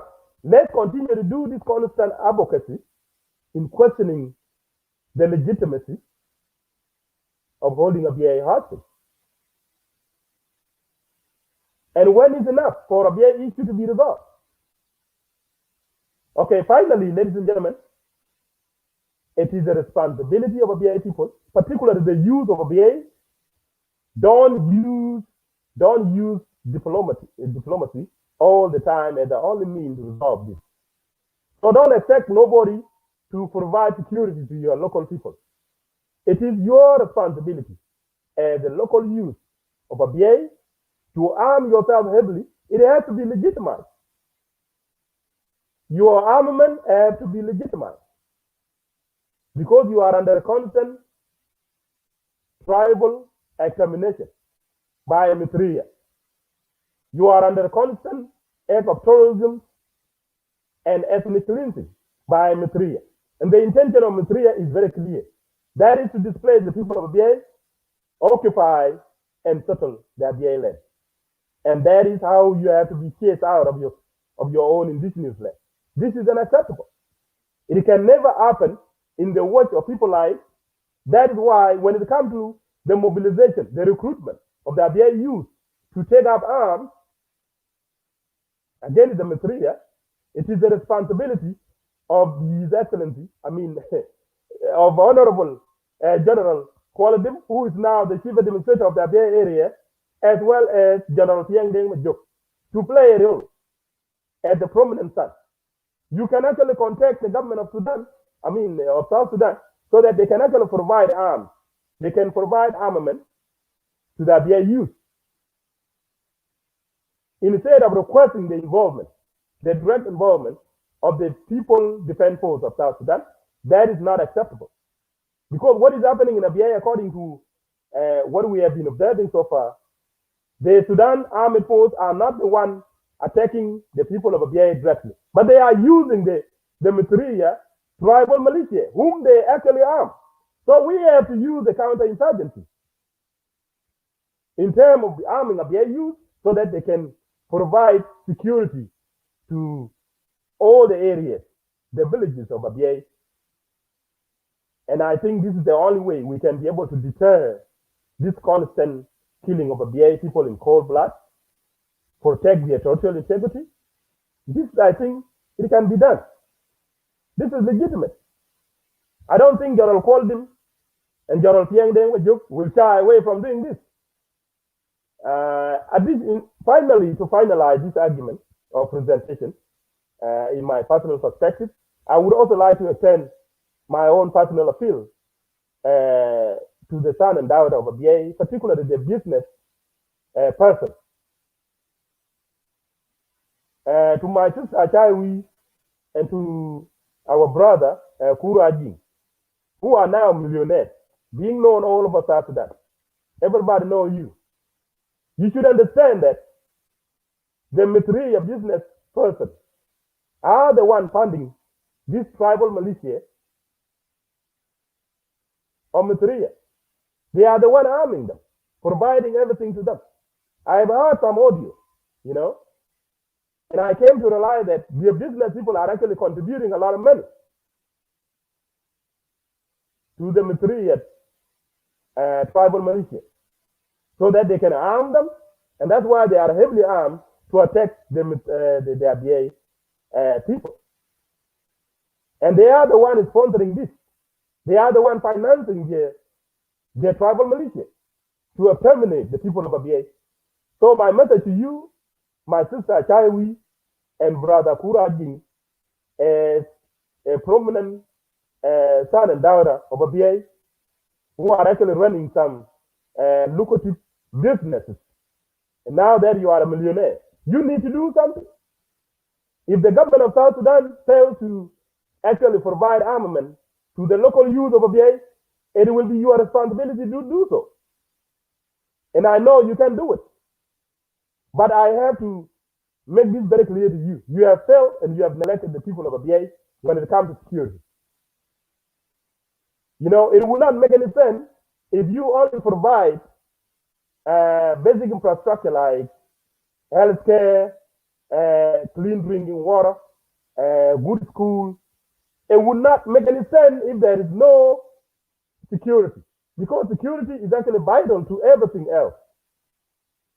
Without security, as a human being, you cannot actually settle, and you cannot be able to use this basic infrastructure that are being erected or constructed out there. That's why security must always be prioritized. So my appeal to you, Sister Chaiwi and Brother Jieeng, you need to fund the Abyei youth. You need to arm the Abyei youth. And I know General Awet, who is actually the father to Achaiwi, is actually working for the government of South Sudan. And I know he can do this. He's a general too. Who is not there? So I think the problem of Abyei is solved. We don't want to see more massacre of Abyei. We don't see. Otherwise, this is actually going to resolve as an ethnic cleansing. This is already a crime against humanity. It is something that needs to be raised by the lawyers of Abyei. I know there are so many lawyers out there. They can file a case, a criminal case, against the Massacre or against the government of Sudan for this ethnic cleansing that has already been committed. This is a crime against humanity. It is a crime. It is a war crime. And UNISPA are there. They are a witness. Everything is being documented. We cannot just, do this documentary without actually filing a legal suit, a legal case against the Massacre, their tribal militia, their tribal chiefs, as well as the Sudan government. Because Sudan government is the one behind the armament of the Massacre tribe. And this kind of heinous crime committed in Abyei need to be prosecuted. So this is your solemn duty as the business person of Abyei, Sister Achaiwi, and Kuraji. Please, you need to do something about the security of Abyei. And I cannot talk in detail about this. I know the community has been raising funds, but we don't know how this fund is actually being used or utilized to their expectation and why its insecurity is still going on. I am surprised because I was so happy when I saw that General Kwaldim is actually being appointed as the chief administrator of the Abyei area. And so I was confident in him that he's going to provide security to the people of Abyei. Unfortunately, the same thing continues to repeat itself. So I hope this time it has to be improved. Maybe you are being caught by surprise. To you as a Abyei youth, it is your responsibility. Please, don't just go around complaining. We need action, practically on the ground. And this does not mean other Jieeng are going to stand by and leave you alone being killed by Massacre. You need to take a lead. As the son and daughter of this land, you need to take a lead. And yet you want to find Jieeng. They are yin until one goody. And you could come gobby. Could you call news? But on the joy you want. Could that be a jackal look it? A chan will be joy it. Get an be work of a bigger mute just away. Ayuk Ruing is standing by. I think we'll go far away. And yet, Kilimiad is always there. I think we'll far away.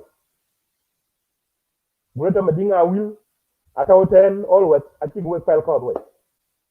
Their team, I can't brand me, you got a tongue. Will be called the Bobby the tongue. It's still a bit low. The kitchen tongue upon Bobby Abyei. Can I we bang it?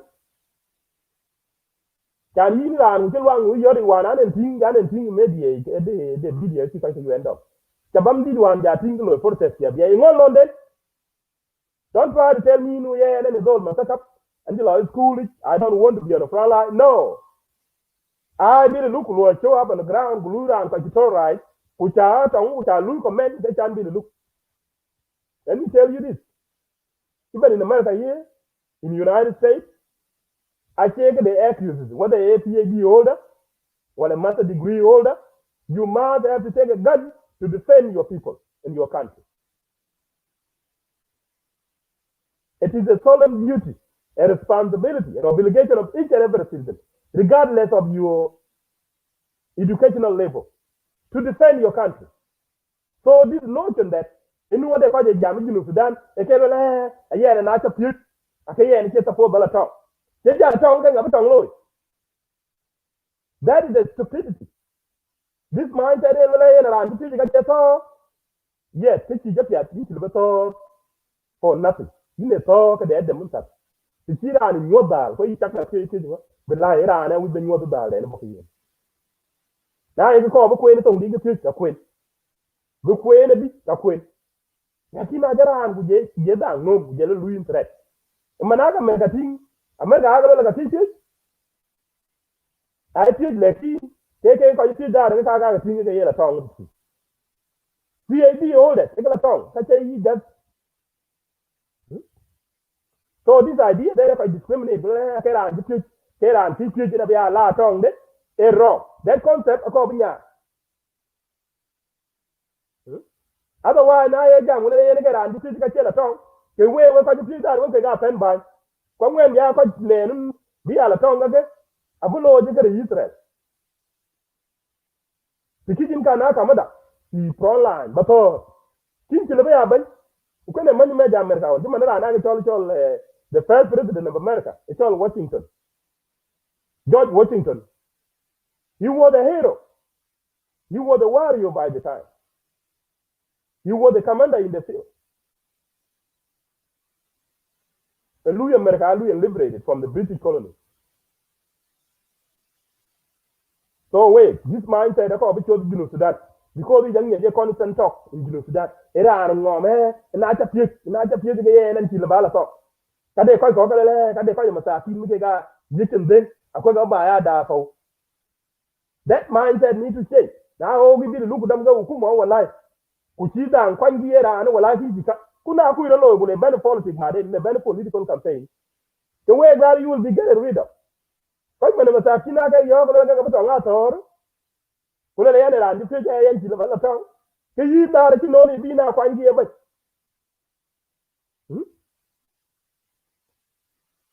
Yen wo ba ka le and ko ji ten lang na Abyei and you lecture at it. That about Martin, what I would like to add to this program is about the Jieeng Padang Parliamentary under-representation pertaining to the recent formation of the Transitional National Legislative Assembly of South Sudan, following the formation of the unity government. Let me make this very clear. This is a personal reaction. It is a personal perception about the formation of the South Sudan Legislative Assembly. Ladies and gentlemen, ever since the negotiation of the peace agreement, the so-called but bit larger peace agreement, I never agree with the position of the government of South Sudan, you know, in agreeing to the power sharing of the legislature. Because legislature cannot actually be shared based on what the rebel or what the opposition are actually demanding. That is illogical. It is not logical. Because representation in the national legislative has to be done according to the constituencies. So where on earth can you expect a rebel that just emerged from the bush and try to claim that they have to share equally with the incumbent government of South Sudan? I condemn the government of South Sudan for accepting that idea of the power sharing pertaining to the national legislature. That was totally wrong in the beginning. And that's why you have seen me being silent about this very constitution of the goddamn national legislature. It doesn't make any sense.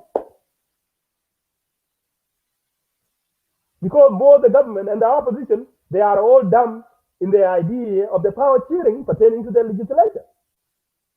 Legislature has been there, and people represented are actually appointed or elected by their respective constituencies.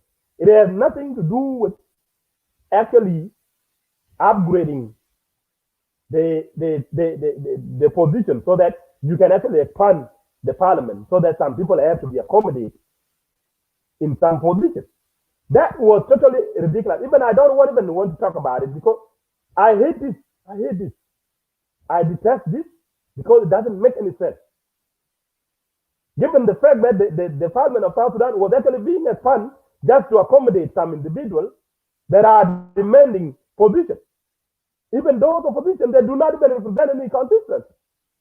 And government of South Sudan had the gut to accept the power sharing of the national legislature.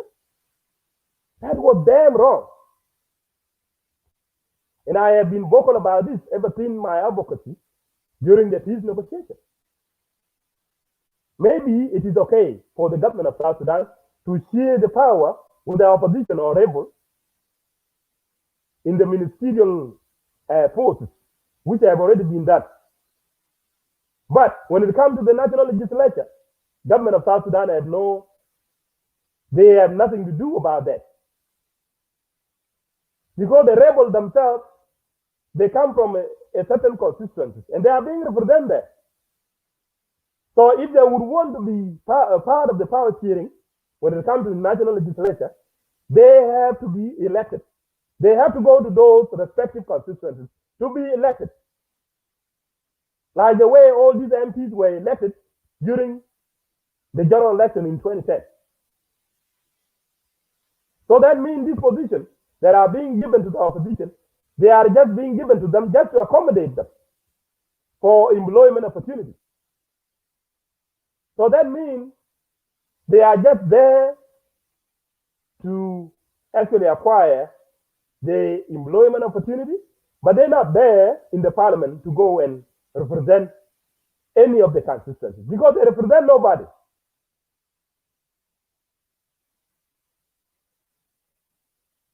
That's why you see now what happened in Upper Nile, in particular, to the constituencies of Jieeng Padang. They are now overwhelmed by the over-representation of the other tribes. Why? Because they took advantage of the fact that most of them are part of the government. They are represented already. Most of them are they join the other opposition. So they are also being accommodated in the other opposition. And those other opposition, they are also being given employment opportunities. They are given positions. Now they took advantage of that.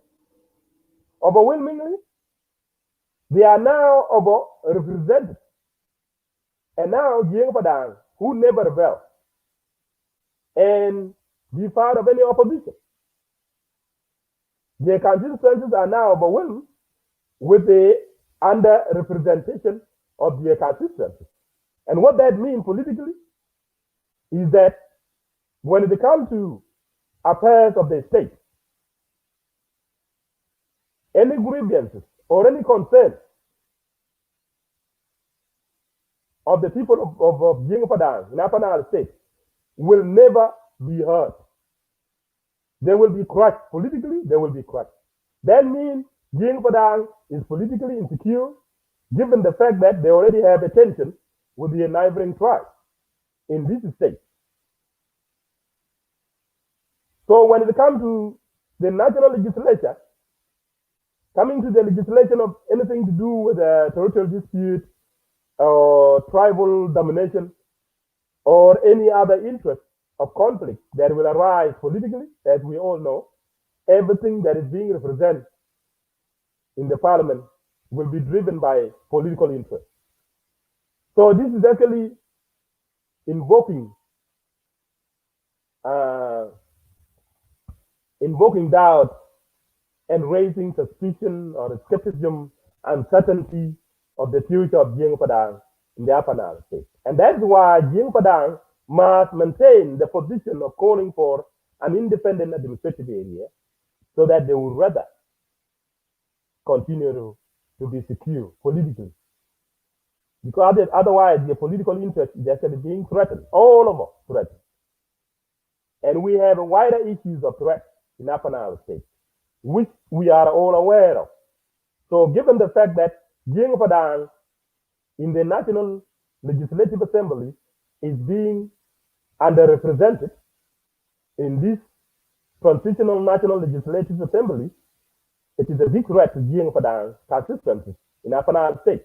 Therefore, my advice or my recommendation to the Jieeng Padang in Upper Nile State is to continue to call for a separate administrative area so that they will be able to govern themselves and not be part of the Upper Nile State.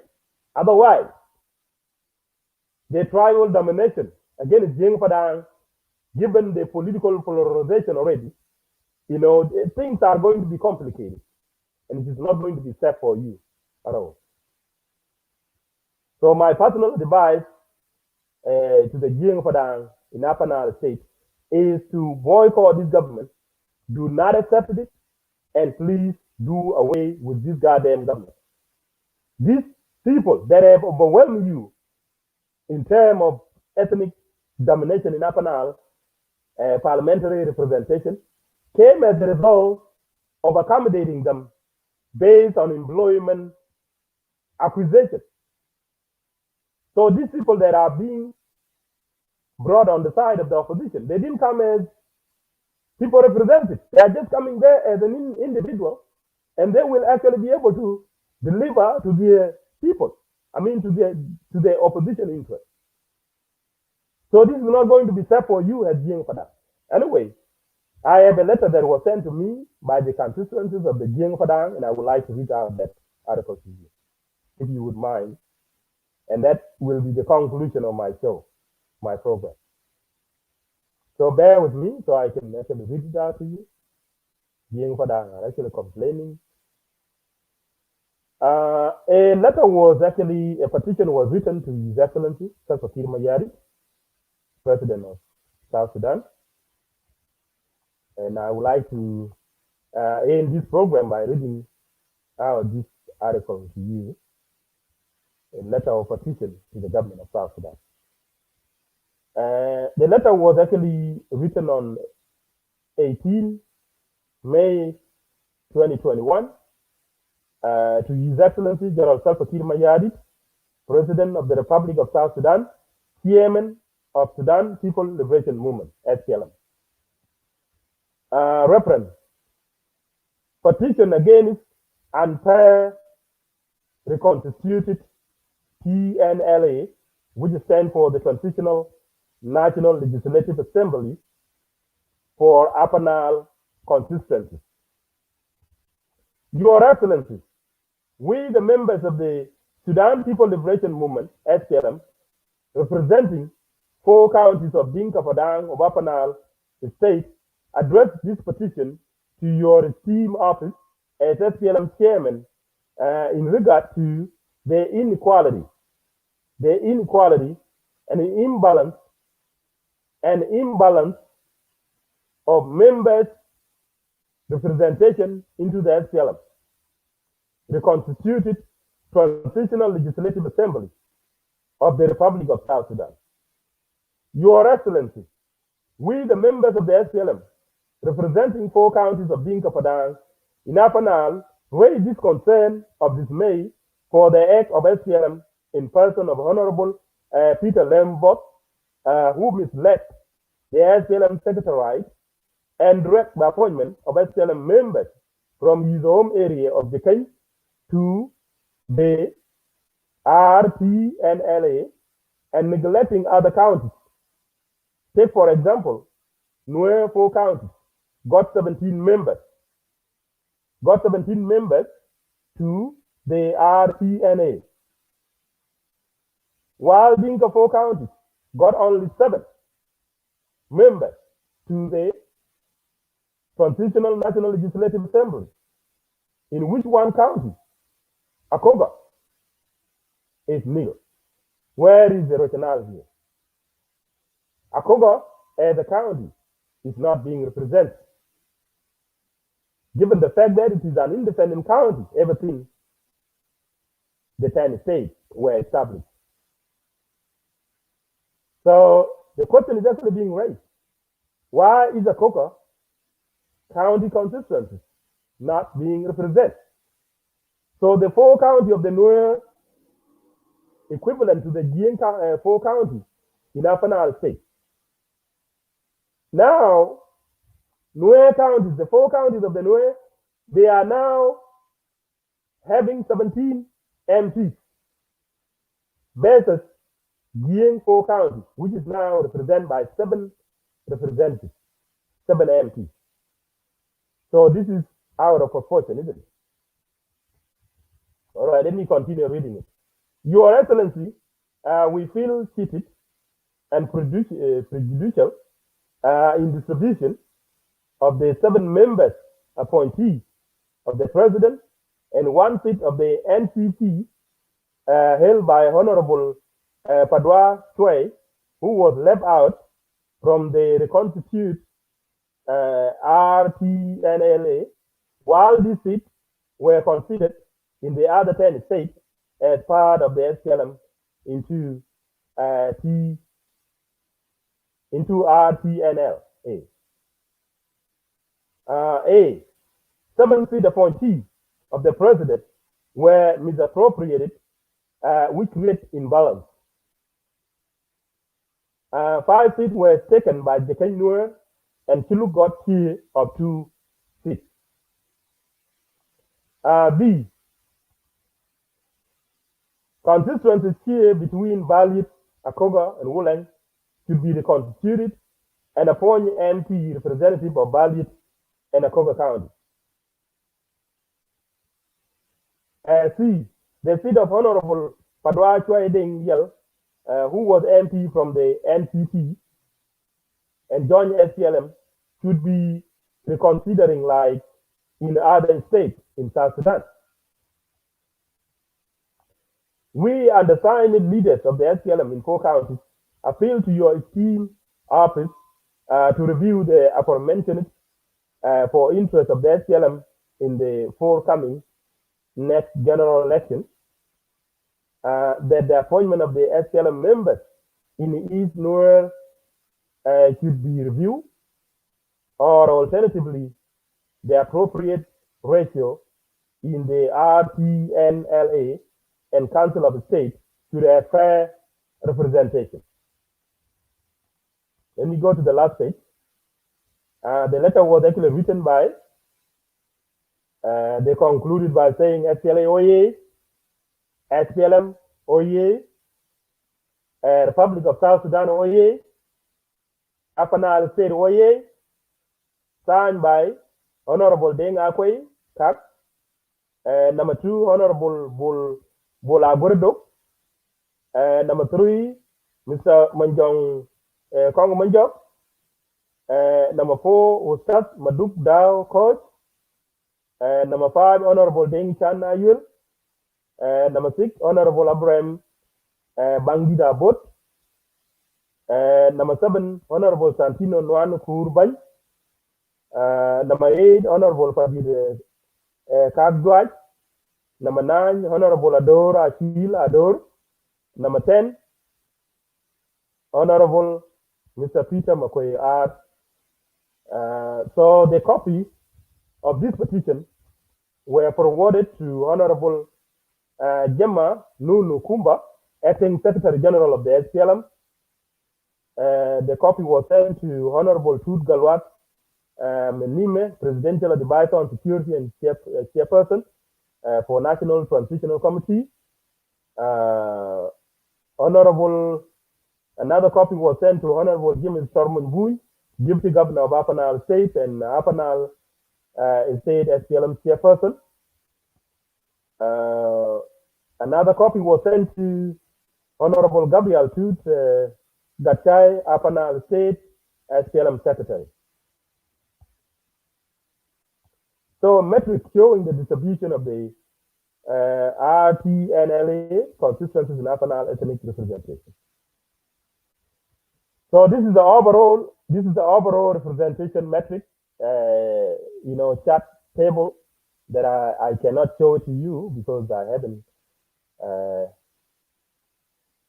I supposed to download it to the Dropbox so I can actually display it on the screen. Unfortunately, I will be reading it out to you based on the political presentation. So number 1. Oh, bien, Lodi. Come on. Okay, you can think. So what I mean, okay,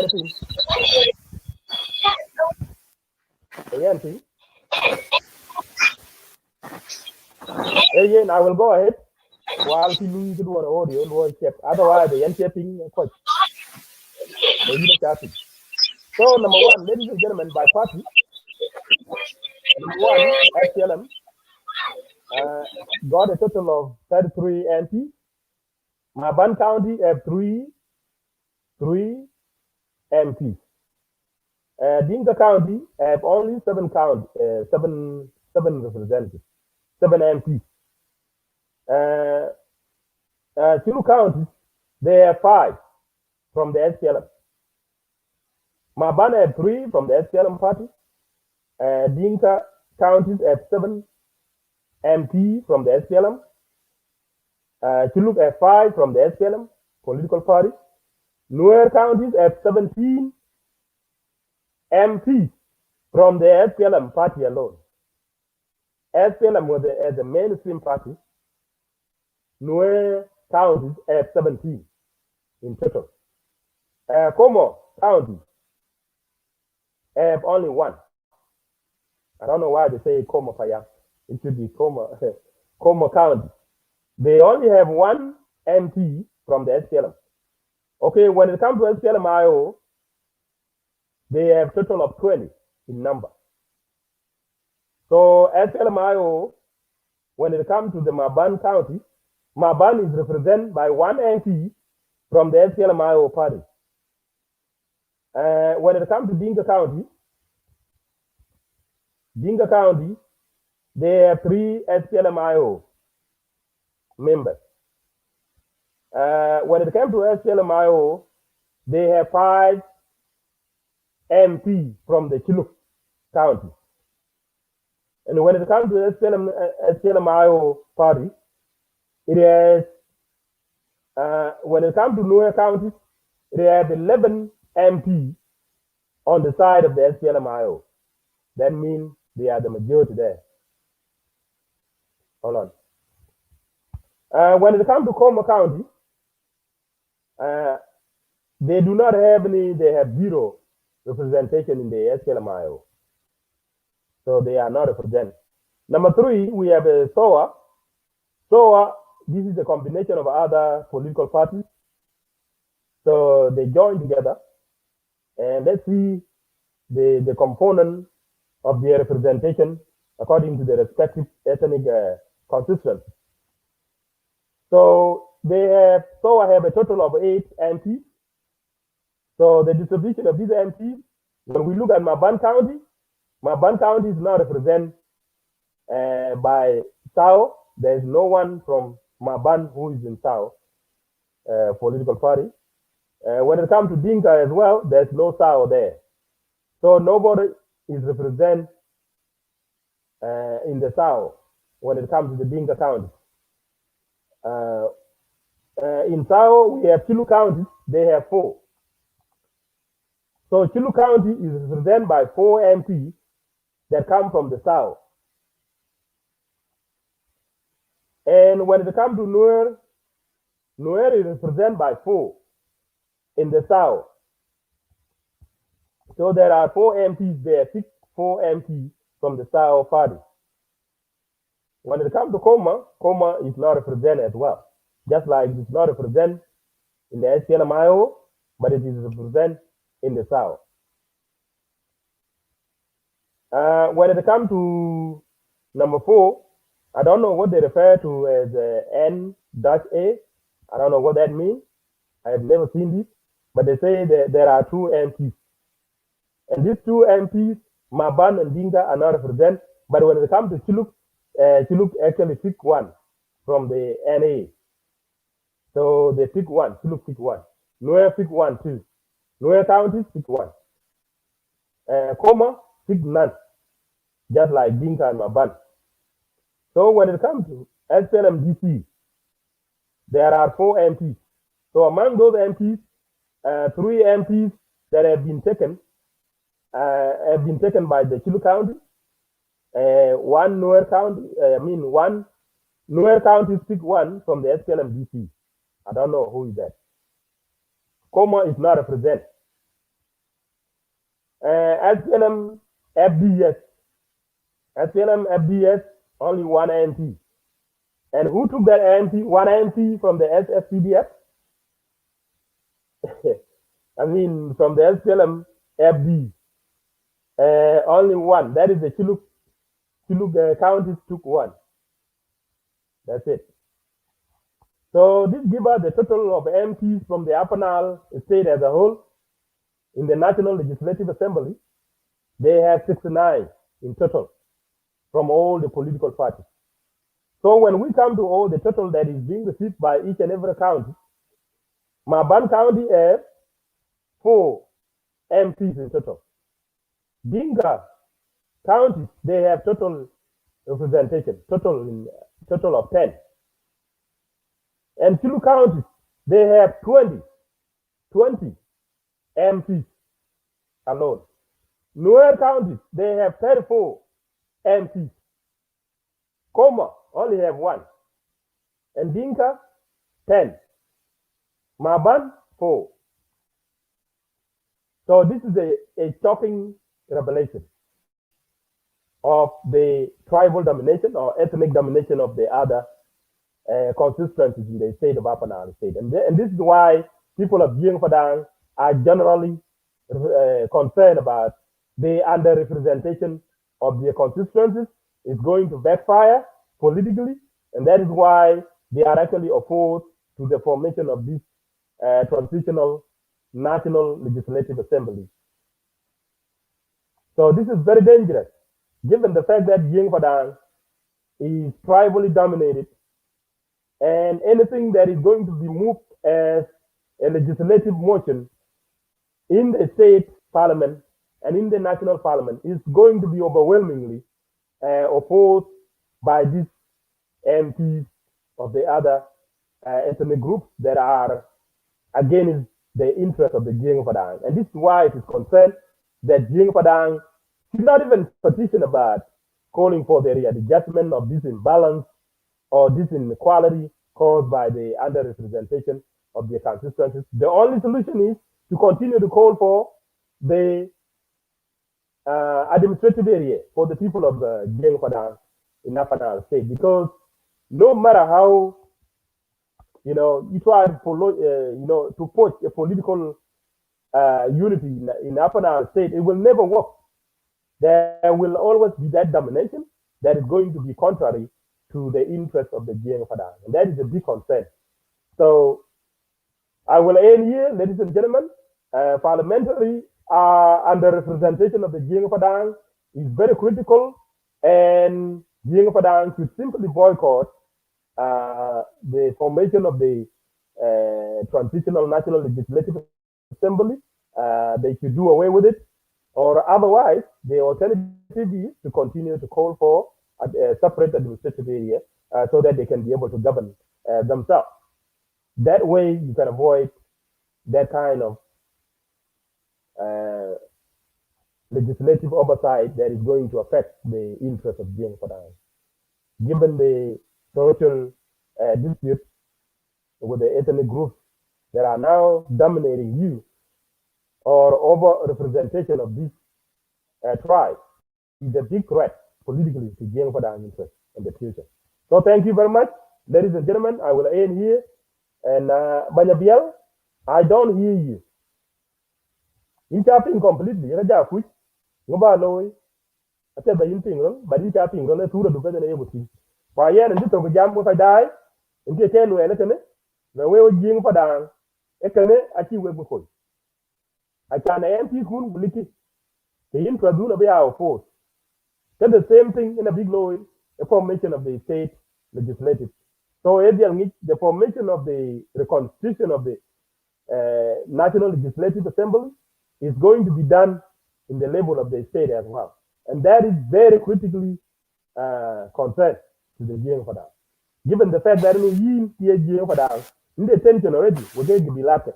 For can buy it, will I back here away, back here, take a Louis will dominate in the parliamentary representation, then they can make a big deal.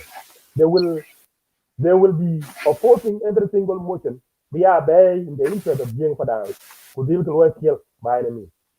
So, in the reason why a representation in cap the so otherwise, there is national a concern. But when they come to the state representation, Abyei are big deal. I can introduce a value. I can think a big political interest, then a big gap fall against you guys. So, can I manage a song? I can not know again with Jieeng Padang, just the show the administrative area, Bangon Mad Mandun, and take a bit. But I can't better lower dominate national level, that's a big deal. What I can yeah, because the Mata Winter and I want to queen, the crab, yeah, the queen of them, you got a Abyei die, I joke into what it can. Therefore, we can guide the look, that won't the one way, who the solution Abyei, Mibale, instead of Abyei, the Kaka book a jam for Jieeng Padang, who yen at the banner forum now, Jieeng Padang, can book a banner for anything. Roll Abyei, they are lawyer for the benefit. Why yen by the Biel, Bunny Wilton, who Banya coach, Banya affected, which I can make before one, what you show tabloid, who boy the Abyei, chance for that. Well, by the Abyei, we took a show back it. After the Abyei, back the platform, the Jieeng Padang mediate, who could Padang, they are going to number.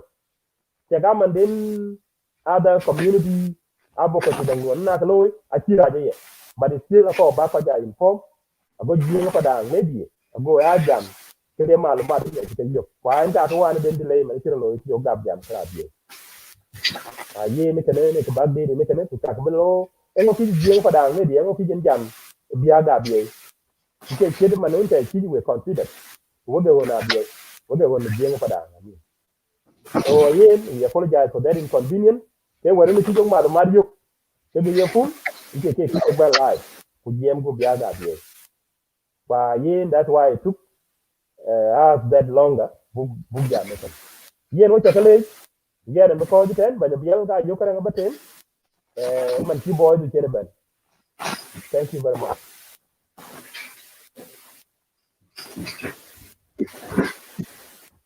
Now let's just then go die one the original thing. I think link to lower here. There are ben join that then because I'm not reading comment. Abyei in chapping. I put balo edi. Hello. Now I am thinking kadi. No ben lo sama pay and thing. I charge Energy unity.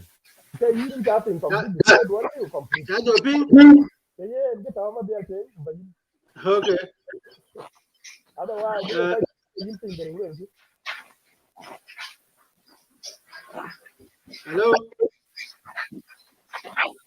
Is it good? I thought, do I ban man? Can't hear you well, but I think maybe my audio is okay. Yeah, now, yeah, Ben, All right. I'm not going to be staying long. You have stayed here for quite some time, and I just came here to actually put in the same topic that we have discussed yesterday. I think on Friday night. I mean, but the most important thing that you brought up also is the issue of Abyei. The recent massacre that happened in Abyei area is something that hurting to all of us with the Jieeng Padang and also South Sudanese as well. It is unfortunate that our people continue to be murdered in Abyei, in spite of the fact that there are peace keeping forces that are mandated to protect the life of innocent Abyei citizens. But every month we always got the news that people have been murdered, and what happened on the 16th of May is something that we all condemn. The massacre of Abyei citizens in the area, the killing of these young men and women and children. We, the Jieeng Padang, we condemn in the strongest term possible. But the question there lies that where were the actually United Nations forces that were given a mandate to protect these people? And if they fail to, to protect the innocent people of Abyei, then there should be no need for them to continue to be stationed there. I think the government of South Sudan and also the citizens of Abyei has to come out strongly and demand that they either be protected or the United Nations peacekeeping forces should actually leave Abyei area so that the citizens of Abyei can know that there's no security, that the security of the people can fall under their hands. And this is what I can say, because we can hold the United Nations accountable for the continuous loss of life in Abyei, because they were given mandate by the UN to protect those citizens. And if they fail to protect the citizens, then they should be held also responsible for the life that continue to be lost under their watch. And also, my message to the government of South Sudan is that President Kiir, is the time for you to actually solve the Abyei protocol. Citizens of Abyei have voted overwhelmingly in a self referendum that I've conducted a few years ago, and they have voted overwhelmingly to come back to South Sudan. And I think it's the right time for the government of South Sudan to actually recognize that vote, recognize that the Abyei is part of South Sudan, and solve this issue once and for all. I remember when during the CPA, when the delegation actually visited Abyei. There's a video. If I don't know whether it's too late to play it actually, but it's a very important video, and it is to remind President Kiir of what they have said in Abyei. That is the purpose of me looking back into to see what did President Kiir said when the delegation of the SPLM leadership went to Abyei during after they negotiated the peace agreement in Naivasha, and they were actually campaigning to make sure that the people of South Sudan are being made aware of the peace that is coming.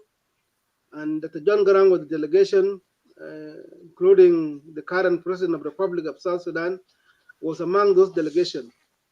And President Kiir has a message that he have actually said, and I don't know whether you still remember what he told people of Abyei in that rally. What I can say in that rally, what President Kiir said, that even if other South Sudanese forget the issue of Abyei, I will not forget the issue of Abyei because they are my immediate neighbors. They are part of the Warabi state, and the issue that affecting Abyei always affect the people of Barakazal and as well as Twitch Mayadit. This is what President Kiir have said in that conference, and he assured the people of Abyei that he will not forget them. But today we have seen that there is President Kiir is a man that has the decision to make. He's the president of the Republic of South Sudan, and the issue of Abyei cannot be solved without he is actually putting his energy into making sure that he resolve this issue of Abyei once and for all. And if citizens of Abyei continue to be killed, continue to be massacred, while President Kiir government is just silent, not protecting actually the life of innocent people, is something that we all ask the government of South Sudan, and especially Kiir himself, to look into this matter. And my appeal also to the son of Abyei, the high-profile son of Abyei, people like the President Madinga Deng, people like Denga Lor, the current minister of East Africa Affairs, and the current chief administrator of Abyei area, including Comrade Piang Deng Majok. These are the high people of Abyei, sons of Abyei, that have contributed into the liberation of South Sudan. They have shedded their blood into fighting for the marginalization of people of South Sudan, including Abyei. And your citizens today are continue to be massacred in a cold blood.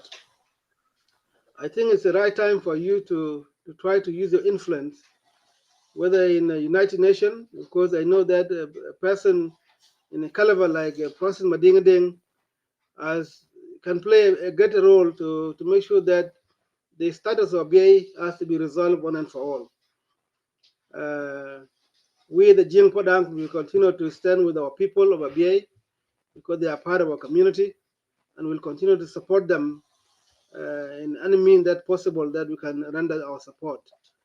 But our people of Abyei should take a lead, and then the Jieeng Padang will follow, as well as the fellow South Sudanese that will actually follow the issue. This is the right time where the government of South Sudan can play its card politically.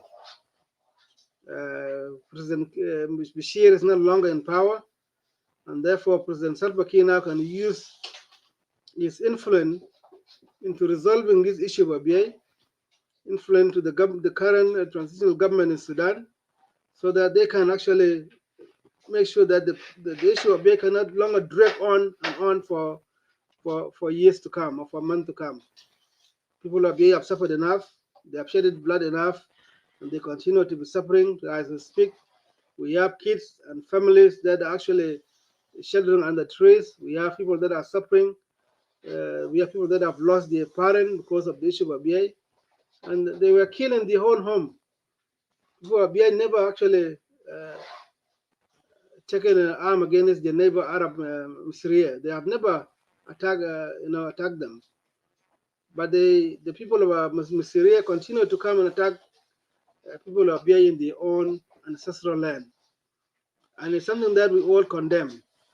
We condemn, and we ask the government of Sudan to make sure that they actually put the energy into working together with the government of Southern Sudan to solve the issue of Abyei. I know that is a very tough issue, but there's nothing that is tougher than putting two hands together. So the President Kiir has to play his card. President Kiir has to play his influence. President Kiir government has to recognize the referendum of Abyei sons so that they can actually be part of South Sudan as they have always been part and parcel of our country. People of Abyei will never be part of Sudan, but they will always remain a part of government, a part of South Sudan, because we have actually witnessed the contribution that the son have made into the liberation of our country, and they believe 100% that they are Southern Sudanese. They believe 100% that they are part of South Sudan. They believe that the contribution to the struggle of people of South Sudan was meant to free every citizen that were marginalized, the Southerners, as well as the current people of Abyei that are actually left out of this crisis. They have suffered enough. This is what I can say. So, but my appeal to all Abyei sons and daughter, please do not lose hope. There's a time for everything. I know that your people have suffered enough. Your people continue to be massacred. Your people continue to be displaced. Your people continue to, to live in fear of being attacked by the neighbors Arab Syria with the backing of government of Sudan. And this is something that we condemn, and we want to hold the people that actually continue to massacre the people of Abyei accountable so that they can actually be brought to book. This is the message that I want to relay to the people of Abyei, that they cannot lose hope, keep your hope alive in spite of this suffering, in spite of this struggle that you guys people are in. I know that all Abyei sons and daughters in diaspora as well as in South Sudan, your own people have suffered enough, and I think it's time for you to take a lead. What I mean to take the lead is that your son that has actually a greater influence, not in the government of South Sudan, but also in international, international community. People like Dr. Luka Byung, people like Francis Madingding, and people like Denga Lor Kwal, Honorable Denga Lor, they can play a greater role in making sure that the Abyei protocol has to be actually, resolved once and for all. This is my message to you people, that we are with you. We will stand by you. We will stand with you in all what you're going to do for your people. Now, let me go to the second topic. The second topic, we have actually, discussed it on Friday night. There was a resolution petition that was written to the chairman of the SPLM and the president of the Republic of South Sudan, Salva Kiir Mayardit, regarding the unconstitutional transitional member of parliament in actually the 4 Jieeng Padang counties in the Upper Nile State. They were underrepresented. If you look into those percentage, we are talking about the SPLM Padang member of parliament, the SPLM percentage, which is the 55%. In that 55% alone, Jieeng Padang, were underrepresented, and they got at least 7 seats. 7 seats with the neighboring the same counties that we had. The people actually of greater of Eastern Jieeng, they have 17. 17, that is alone is 33% of the, 51% of the total seats that were distributed within Upper Nile State. And that's the reason why our people in Juba We have written a petition to President Kiir as the chairman of the SPLM party. They have actually forwarded the copy to the current acting SG of the SPLM party, Nana Kumba, and they have actually forwarded the copy to the deputy governor of Upper Nile State, who is actually the chairperson of SPLM in Upper Nile State, and they have written the same, they have forwarded the same copy to the SG of the Upper Nile State, which is the Secretary General of the SPLM in Upper Nile State. The purpose of this is to make sure that we cannot continue to be mispresented or underrepresented in division of this seat that actually held for, that were coming from the SPLM party. We are not talking about other political party, but the members that actually have written those petitions are the members of the SPLM. They were the members of the SPLM. Some of them actually were the witnessed the formation of the party in 1983 up to date. And the people of this Jieeng Padang in Upper Nile State, they have never turned their back into the SPLM. They stood with the SPLM during the hardest time. They stood with the SPLM, SPLA. They participated in the struggle of South Sudan, the liberation of our country. They have actually also stand with the government of President Kiir since the 2013 crisis, protecting the constitution of the government of South Sudan, because the way that the people of Jieeng and Padang, we believe that the only way we can change the government of President Kiir or the current SPLM-led government is not through the armed rebellion, but through a peaceful means of changing the government, which is through election. So that was the purpose. How did we become actually underrepresented within the SPLM party? Why did the 4 counties like Nasser, Longachuk, Maiwut, and Wulang got 17 members of parliament, while the counties like Baliad, the counties like Akoga, Malut, and Rang got only 7 members of parliament? It is something that we have appealed to the leadership of the SPLM party to look into this, division of these members of parliament, and to reconsider, the 17 members that were appointed from Eastern Jieeng, from Eastern Nuer, and Nasser, Maiwut, Longachuk, and Wulang. We are all members of SPLM. And if there is a division of sharing the members of parliament, I think they should be equally shared. If not equally, at least they can add more seats into these counties of Jieeng and Padang, so that they can feel that they represent the voice of the people in the Transitional National Legislative Assembly that were recently formed in the Republic of South Sudan.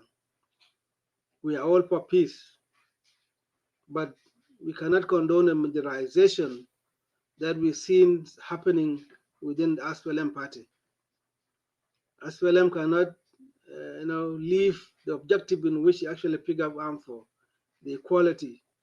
Now that we are all to be treated equally, that we all to be represented equally, and this is why we say that, that the government of the current National Assembly is a huge parliament, but that was brought about because of this peace agreement.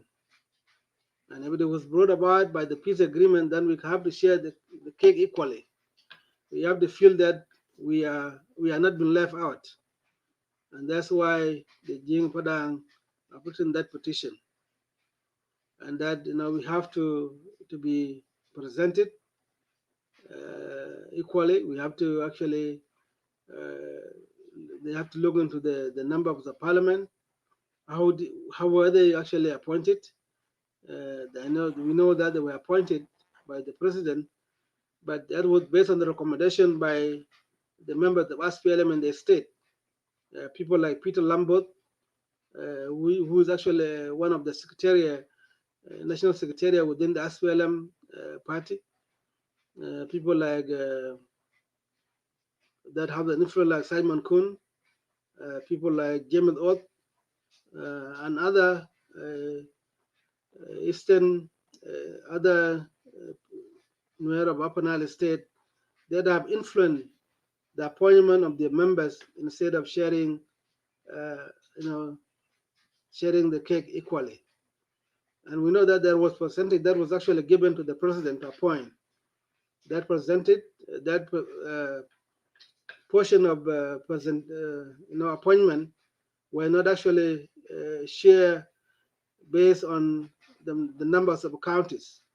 The Eastern Nuer alone, the Nuer of Upper Nile State, which is the four counties, have taken a big share of the appointment. They have taken the 5 members, and also they have given the people of Chola 2 members of parliament, leaving out the people of Maban and the people of Padang community in Upper Nile State. If you want to live happily as the same ethnic community, I think we have to look into how we share things as the people of Upper Nile State. Some people should not fail to be left out, and that is what we, the Jieeng Padang in Upper Nile State, actually, that coming from 4 counties, felt that we have been left out, that we have been represented in the SPLM party, and we appeal to the leadership of the SPLM through the petition that were written to the chairman of the party, the president of the Republic of South Sudan, so that he can actually look into this issue. The other thing that because Jieeng Padang, when we start campaigning about the issue that matter to us, we always continue to have the reservation that the only way we will feel much presented within the SPLM is that Jieeng Padang should be given the administrative area so that they can feel that they will be represented without doubt. That because we stand with SPLM as a party, we cannot feel regret that why we did not join other armed opposition, because we are not people for violence. We know that it was wrong for people of South Sudan to go back to war after we gain our independence. We know that we cannot resolve the issue that we had all of us through violence or through the armed struggle.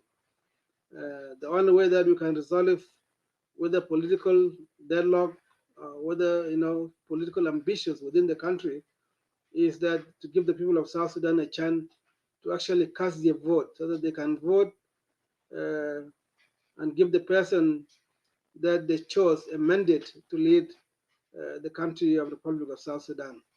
And that is what has been most important, why the people of the Padang community actually stood with the current government led by President Kiir, because we believe that the only way to change the government is through peaceful mean to change the government, democratic, peaceful change of government. And that can apply to the Republic of South Sudan instead of using the armed struggle, because our people have suffered enough. We came out from a long war that took over 21 years. And when we gained our independence, we were all happy. We all feel recognized. We feel that we have a nation, that we are proud to be called South Sudan. The flag of South Sudan is what we shed blood for. That our fellow heroes that did not make it to that independence of the Republic of South Sudan can rest knowing that what they fought for has actually been realized even though they did not make it to the promised land, as Dr. John Grant used to say. It is time for now that the people of the Republic of South Sudan to focus on the development. But if there is something that we have seen, like the division of this seat within the SPLM party, it gives us an obligation to actually to continue to be vocal about the issue that are important to our people. This is what I can add, and it is good that Brother Billy Luke came up today to discuss the same issue that we have brought up on Friday, and will continue to ask other people that it's important we share the same message here in diaspora as well as back home, because we cannot, if we feel marginalized within the Upper Nile State, as we know that 7 out of 69 members of parliament, or 7 out of 33 from the SPLM party. This is a very small percentage, and something that we all actually 21% of the total 33 seat within the SPLM. The other thing that I want to talk is that the 17 within the SPLM, that means the 4 counties actually took a big share of 51% of the members of parliament. And that is the focal, that's why we feel that we are underrepresented within the Upper Nile State, especially the issue of the transitional legislative assembly that was just recently constituted in the Republic of South Sudan by the president of the country. And we appeal to you as the chairman of the SPLM that here the petition of your members of the SPLM from those counties of Jieeng and Padang. It is a legit call, legit, this is a way of hearing out your concern within the party so that you look into it. And I appeal to the Secretary General of the SPLM to see how did they actually distribute the division of this 33% that were given based on the SPLM share of the power in the current peace agreement. Yen chibi jamare dide bile log na tiok in the dog chain because I'll be leaving. I'm going to be doing other commitment. In can be yen to no ban leg we going to walk kai ka Abyei ko an tiro loy. If station mayo nang wan chi ko nok fa Abyei e ke de o pyo do de o kai Jieeng Padang na Abyei taban e kai ko na de kai chi nok o del ben bi bu condemn. Can actually condemn, lakin ko chi da knock all the time ko de can chal just a UN to fi ajede en chi ta ko tit bai je taban chi gam mandate na chi gam mandate an bi ko tit ka Abyei ka pedno ke bidila held accountable ke tiro loy Abyei la re ge tan da bana re ge tit ko je ne kan chi gam ke lakin a chi le bi ko tit kalwele no pedno bi del jala Abyei go mit ka Abyei bi ngi no ke ga buro tit ka pa mit ka Abyei bi chin meje a 12 bi panen bi tidi go chi bi ya nak pin mane ka nok ebere man ka nok few months ago chi ko na nang ne ko jita na Abyei iki wan te be lo yom station mayo kol mane ne je ko pyad miet ko wan ka chi dang no mo kulu mit ka Abyei wan ke we ke to la bo chi man ko to wan jaro pyang deng mi jok and others mit ka Abyei chi man Dominic kwal dim ku jamit ko ka Abyei ke to ka chi dang lom wan ti la ror yom station mayo most of them taban ko jamus ke ko ka asas harka shabiye da yom station mayo ko cikina ciga a cik ko jinub Sudan ine ku le na de tene ko no ta to ben ka pet man no biya kum le jinub Sudan especially a cik kirma yadi taban de ke chule lon ciga la biya zamanan سنة 2005 an le SPLM ken lo Abyei ko je ci ban jam kin jam ton jaban dom wan ken ka ba jabe we min jidit ada jam ci ban ki ma jadit ci luel wan ken lo Abyei ci le ko ga Abyei ci ak jinu bi ne ban wo ci ni ba da we yan ci nam de ba da we la no wo ga jaran ki wo ko tok na de nang ne ko ga Abyei ko de ko ga Abyei ci dong chen kan ci nam ba da we lakin mana ki yer ma yadi ne ban de jinu Sudan ku kana Abyei ken be tawo nam ga di da go long lo ya piel nin kin ma yadi da zaman kana to da ba shapta da Abyei badil tawo nam ga badil lo ga lo hello balo hello ba kan chal influence ta ka ye ban da jinu Sudan ba jam man ko to kuma da Sudan an ci ban yal kuma fala kuma wanan ci kan pen bugla twen yinde real man ma jam ke ba la ke kana Abyei ka balo hello ko ga Abyei bi ban panden bi dog jinu Sudan ko pe man ba kan balo recognize ke ran ci ga kwet badil gam kulele yen ko ga Abyei ko ki ka da fana wan ci kwet wan ci ga kwet bi ka la bi ka la be ke ne na le fena 13 I believe wala 12 ashik ban share almost 99% ika dog jinu Sudan ka ka Abyei ko jinu Sudan na de ka ci ban ga na ke ko ne ka woki ga ko de wel ke pe de na ci yuen ge tuet ka ci yuen ga ci le gal ka pe de mit ka Abyei bi jam na yuen bi del jal ko bi roti ka pa ago ci ke bi nak pin te ko ko ago ci mit ken bi nok ago ci ka ken dia ken bi pe bi jamit ken ga ko Abyei ko jinu Sudan bi del ngi ene wo ja ko ka Abyei ko ga Padang community ka ki we ke ci lo ci lo condemn ko ayo ga ci wo ko ka mit ka Abyei bi luel kai ko ka Abyei lo big luye ken ye dang wat kon ga mit ka Abyei ke de chin ken chal influence they can use the influence fi ajer ti dola la mi ji man tawi Francis Madinga deng ci man tawi ga Dr. Luka Biang ci man tawi denga loro ko wone wazir ta East Africa ku jay ko ci deng piang deng mi jok mit ka Abyei de ci real big influence den big dil nyuot no wo ga jamana kana Abyei ci to ko gubara dir ku jaga luy tin la na mit ko na ke tay ko mi yak ku yuena ni mana ci to da ci be gel yuena ci be gel kana to dana mit ka Abyei be nim loy ngo tinga de ko loy o bo yuen be jal fi Abyei to mit ka Abyei bi dong te ga fa ko ngani wo ko ci koy tir wo na ya juro no ben ke be ngani nge juro mo ko je ni mi tan yen kana ci man nga yogen taban Abyei kan dan kon jot le ko jur gan le mak ya juro ne ben be ko no pa na Abyei ci tam da Abyei ci tam da par ke ni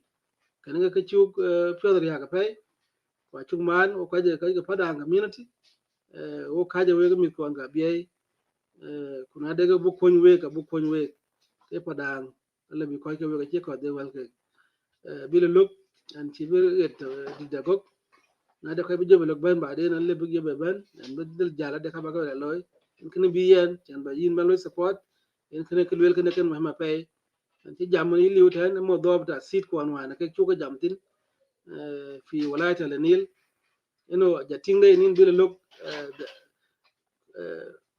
طبعا راس بيلا ما gam 33 وجه 55% based on the peace agreement.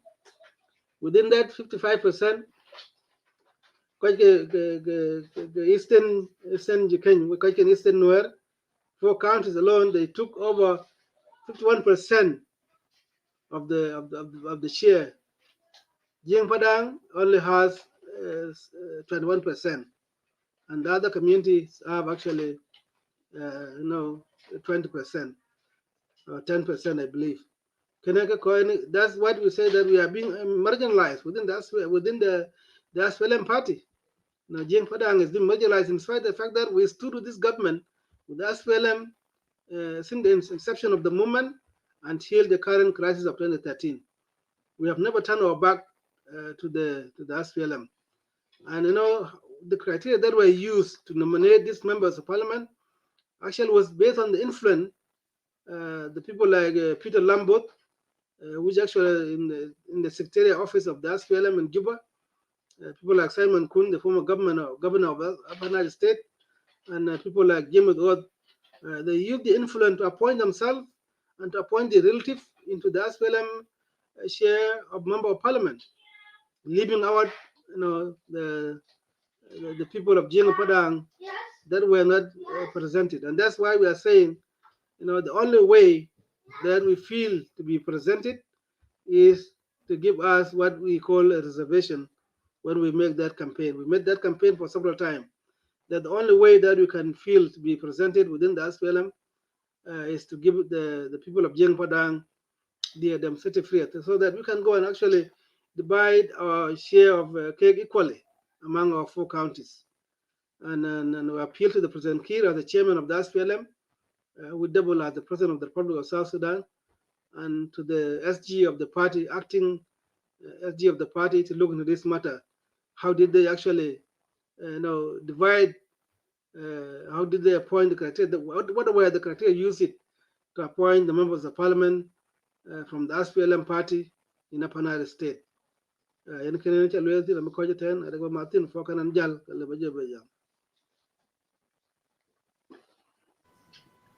Adi ka fay banya biel pinge in Piangai.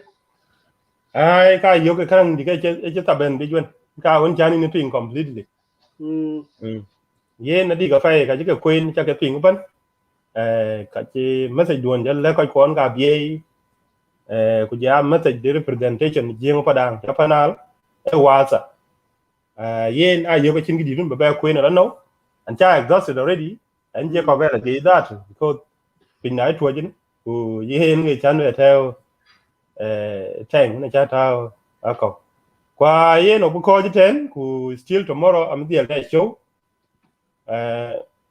nyan kai da ni chola loyal min nyel raro nyan da Abyei ode dia di ke chak yen ka Abyei chen ke yen pitchet yen alwe book day show ke yen tomorrow na le rot de koy wona musulin ka Abyei wona ban ka Abyei president What time? biga available ko ban lui chare ke tok ko be show kana bu continue Sakam Bogben. bi ban ya Yeah, me Bia Sakam. oh yen abuk yo determine yen Okay. abuk dailo herly ku yeah maybe after bi ate no ma chan mo ngor kala lui but lan men lo yi ka ba ban lo da wal ni chi bi di ka yin wala chi bi di ka my sister won bi a guest kana loyal ke tek dan ka ba lo yi ke ta charo ti chi pin ne ru akot gina ba jo confirm de ba de chi pin ne ru wa win mo ngor ki ba le ka ba de no wi ban William di tono big I contact the we can find him. Now below is okay prayer no yin ke prayer no yin ba de mi dun we ga ko won to in contact yin okay na de ka won ko ko bu ke ban jam bi ba le kra Abyei kan ya ne ni kana chi wi bi ban nyoktan ban bi kana che enough is enough Abyei must do something yes ke lu lun la ke ne ke musuliya de chabam na Abyei be ke dial niyo je de ngadil ke de a chan be metri a tribal militia den ke be ke confront by enemy general quality angi kwan bi yen no de confident yen ke chief administrator na bi la ben ge ran te no ben ke be musuliya da Abyei do man tangi ko ton ke ke che to bi ro ben yok now o cha surprise ton ke ngor ben yok tan to quality mito quality ke experience it soldier ke freedom fighter ke veteran ko ran di maru be la skrie military science ka yugo che de dik to ban pien de ngten ka ke ken ke gu ke ni mi ken ake ku lel ko Jieeng Padang ko ku la dem ba Abyei be mi o chi na da kwa yin ku taw ten ki yun Padang pi Abyei ki men Abyei nam e ken ke responsibility do nak de ko ken ya enough ye ku le yin mi o chi na da bo mo to na Abyei ku pande beti a chi wu ko ba no ga na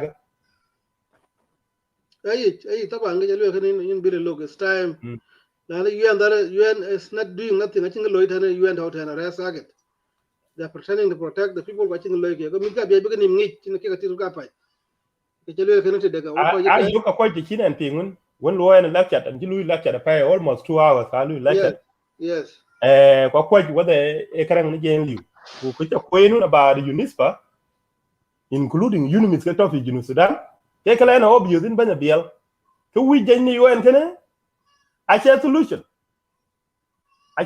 ko ki their intention ke big machakal biga luo shabagu big machakal che biro da lo kuloro da chani na go London ago mende din ago aga kalu ni yo ko ne we United Nations kaman ene ke we other neighboring countries when ke to in the region around Junu Sudan there no michila bata Junu Sudan wala ka lo fi Sudan achi lo commercialize so commercialization of the South Sudan violent kujela conflict ke intro din ina luigi achanen ke mo ne ke man ke loy so neighboring countries okay, they receive millions of dollars from the Western countries that when they forces they are there to loot the resources with Junu Sudan yes kube ko unji ga be loy ke ye bita UNIMIS wala ke bita UNISPA e ke niya na de mashakal unjiro da loy the more on be mandate be in extent the more be employment opportunity then ngor to talk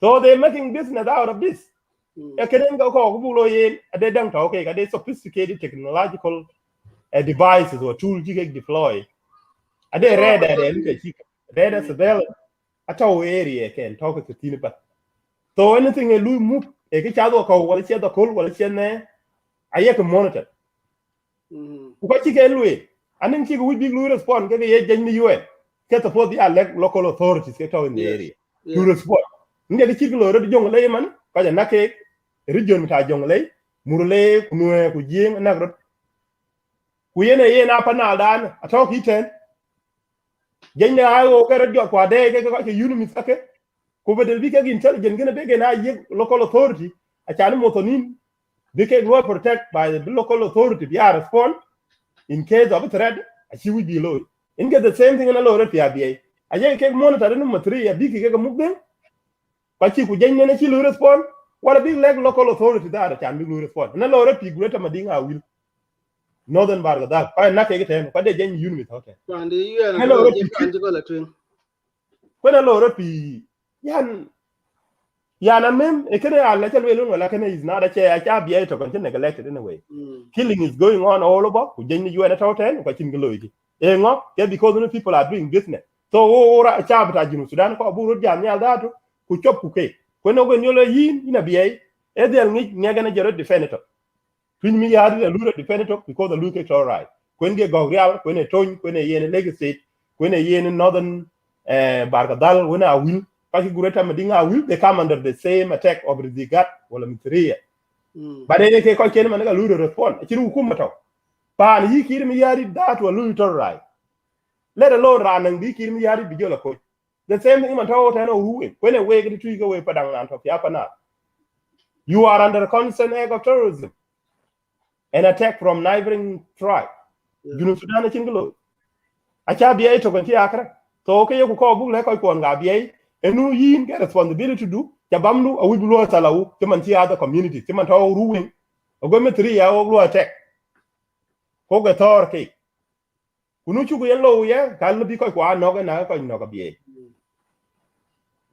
ke chu tin lo ra Abyei kene ken negligent ti yuna Abyei ke lo I have to be honest acha tin wana de protest lo fi Abyei jabam di taw tane che jabam no ko je talk lo ne ko ye men bai ke chol men ti di den ke lo nywa kunun de lu ba tret ku taw ke jabab ke yin de pyo kon mang ku de lo yin a che belo la ye nan ti pye ja ye ne ka cha lo ye ka de ma sa kin de ga mi che de ke lo le ye ran ki pye kwa challenge gene na wi bu jam de dik ke ko kon ban kon ga Abyei ku sit den ga Abyei ku ke ne lu ke unan ti din ga Abyei an ke gok ke kle ne wasa status quo wonen lu ya Abyei lu en holo hase kuyen yige na machakala take atawo ke go ke gi Francis me ding ding Dr. Luka Biung ujila ino honorable ding a lord engo blue cha go chuke call out so jam gonna be din banya biang a chibu ko je ko le lakin we need to be straightforward why status quo in riaka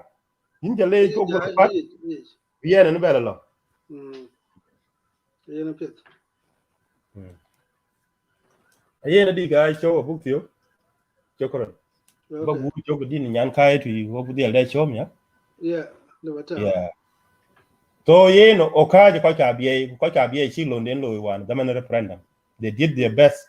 But ko ga pel ke way ke yide nga lo e prand ni ding ding ke yen luka biyo. Kunung bela bena lang ni insecurity.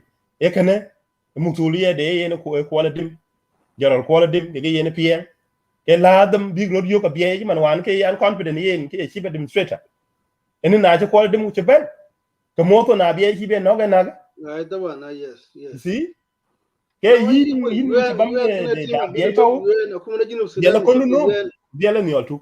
UN UN to Junub Sudan mufrut bi akumuna Junub bi chigam mandate kulukul, and there's no need. Pande UN che pande kola train kulukul. They cannot. There'll be no progress South Sudan as long the United Nations is there. You know, Miss. UN is a part of instability. It's a part Yes. of instability. It's a part of violence because they are investing. But you learn from the you learn from experience. For example, what's happening in Congo. Correct. UN was 1960s, and up to now there's no stability in Congo. You see. Can I go with the data? Yen in challenge, and let me say, you talk about the next time. I dig a fire. Yen is well, the other show. Fernando Ramiro, DJ Luxon, producer Bill Pharmacy.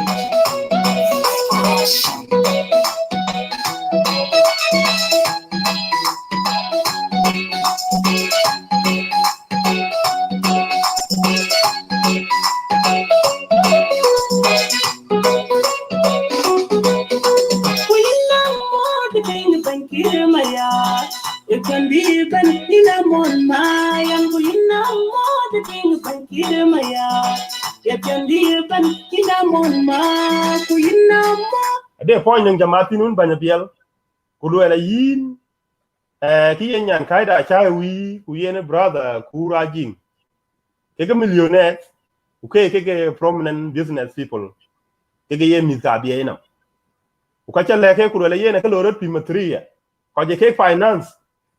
Ke tajirin ke matria ke ka lu malaysia ta matria ke ka lu en pande yin ki ya chai ku yin ki ya kuraji because ran bana ko call out because they have to play a role ran ta hukumo abaka wondi hukumo ta jinu sudan baloy a chan to encounter ke loy matria chan ba bien loy ke yin in men abia lu pi hukumo ti man tawni ten jarolawe den ge una chai ku yena lu ya ta hukumo Jaguar Polo Pieng, call Pieng out of the government. But Ranjit Maton quality, I talk a chief administrator. Being a Rani a soldier one, okay, general, PSS PDF, Angi Kalo, a Kaneche Kokra. Nichiro Loya, Kachai or Anchit Kuraji, and the big career, look at buy them pay. I check it, I can be more because Matria Chitalo, who command and the bull legitimize for Jieeng Padang. There no Abyei copy arm. Copy government officially, I can to counter Matria. Matria, we suspect no Ukuma, but I should we have to arm a BA too. Kunai yes, 10 South 10 Sudan people defend, Sudan army force. Take the response on Nicoloi, the BA, youth, the other CDF a blue response. Take an enemy. So we are actually trying to use the counterinsurgency. Boge Matria, Boge encounter. Koi Jieeng Padang, of Abyei. Why in Abyei, it can a serious talk. So this is just a beginning.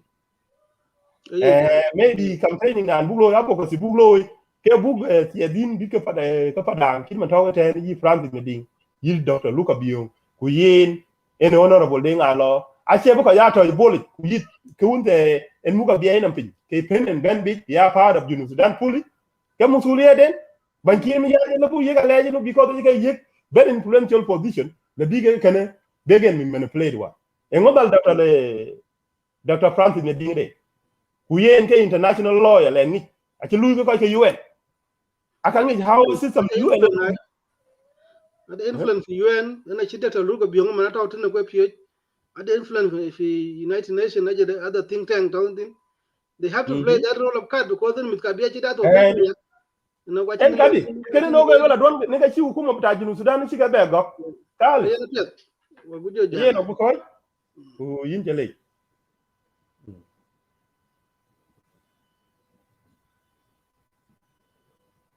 Well, thank you very much, ladies and gentlemen. I think the program is stop.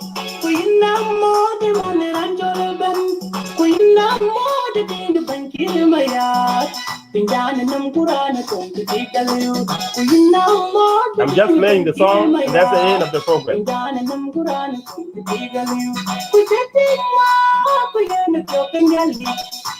Mama, kuyena jokangali, jogi, kuyena jogi, waban kuyina long ma kutaga banam, ina long ma kutaga banam, kulaga banki, a very bola dole kango wong, mama kulaga banki roll, a very good bola kango you jura kiwa ya kujura wipanda, yekini mbaku pakuwa mama jura kiwa ya kujura panda yekini mbaku pakuwa ma pani ya wente kunarangini kumet kutangot kwa kugani noma ya pani ya wente kunarangini kumet kutangut kwa kugajam noma ya pani ya wente kunarangini kumet kunagini kachabele kuyina loma kutagi banam kuyagi banki abere bola dure kangoro.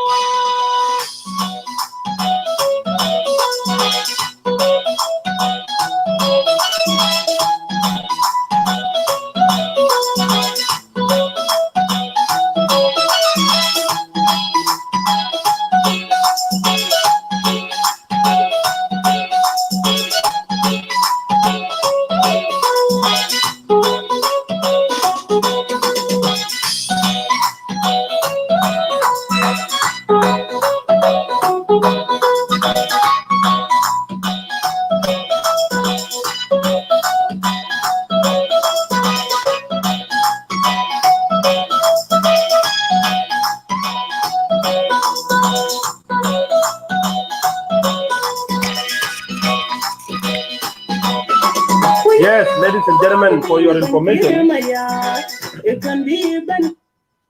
information, I will be having another program tomorrow, probably with our sister, one of the rising and legendary artists by name Aluel Minyel.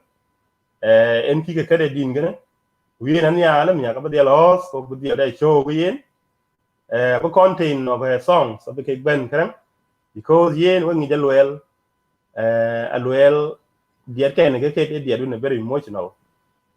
We better time in a life that we go dia kuna dia we ran ben go ya mai dia we wa dia do a very very emotional song to at the same time a very soothing song. They are also good to listen to when you can listen to the tune. Yeah, well very articulate, very clear. I ping a dick for yin, din the above fall, not a program, but you talk with your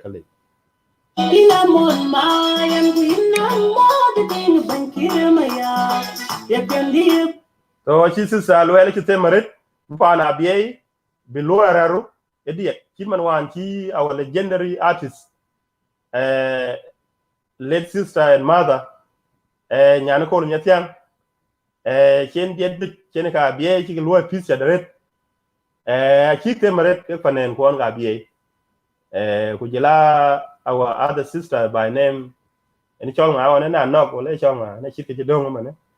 Kegari Kinya Nicole. So Kujaya Naluel, youngest rising star. We Manaya officially known. Yet get your bang of a will be Nicole be war. Yin Chugley, we will see her tomorrow. But the other day, show we enter. Very well.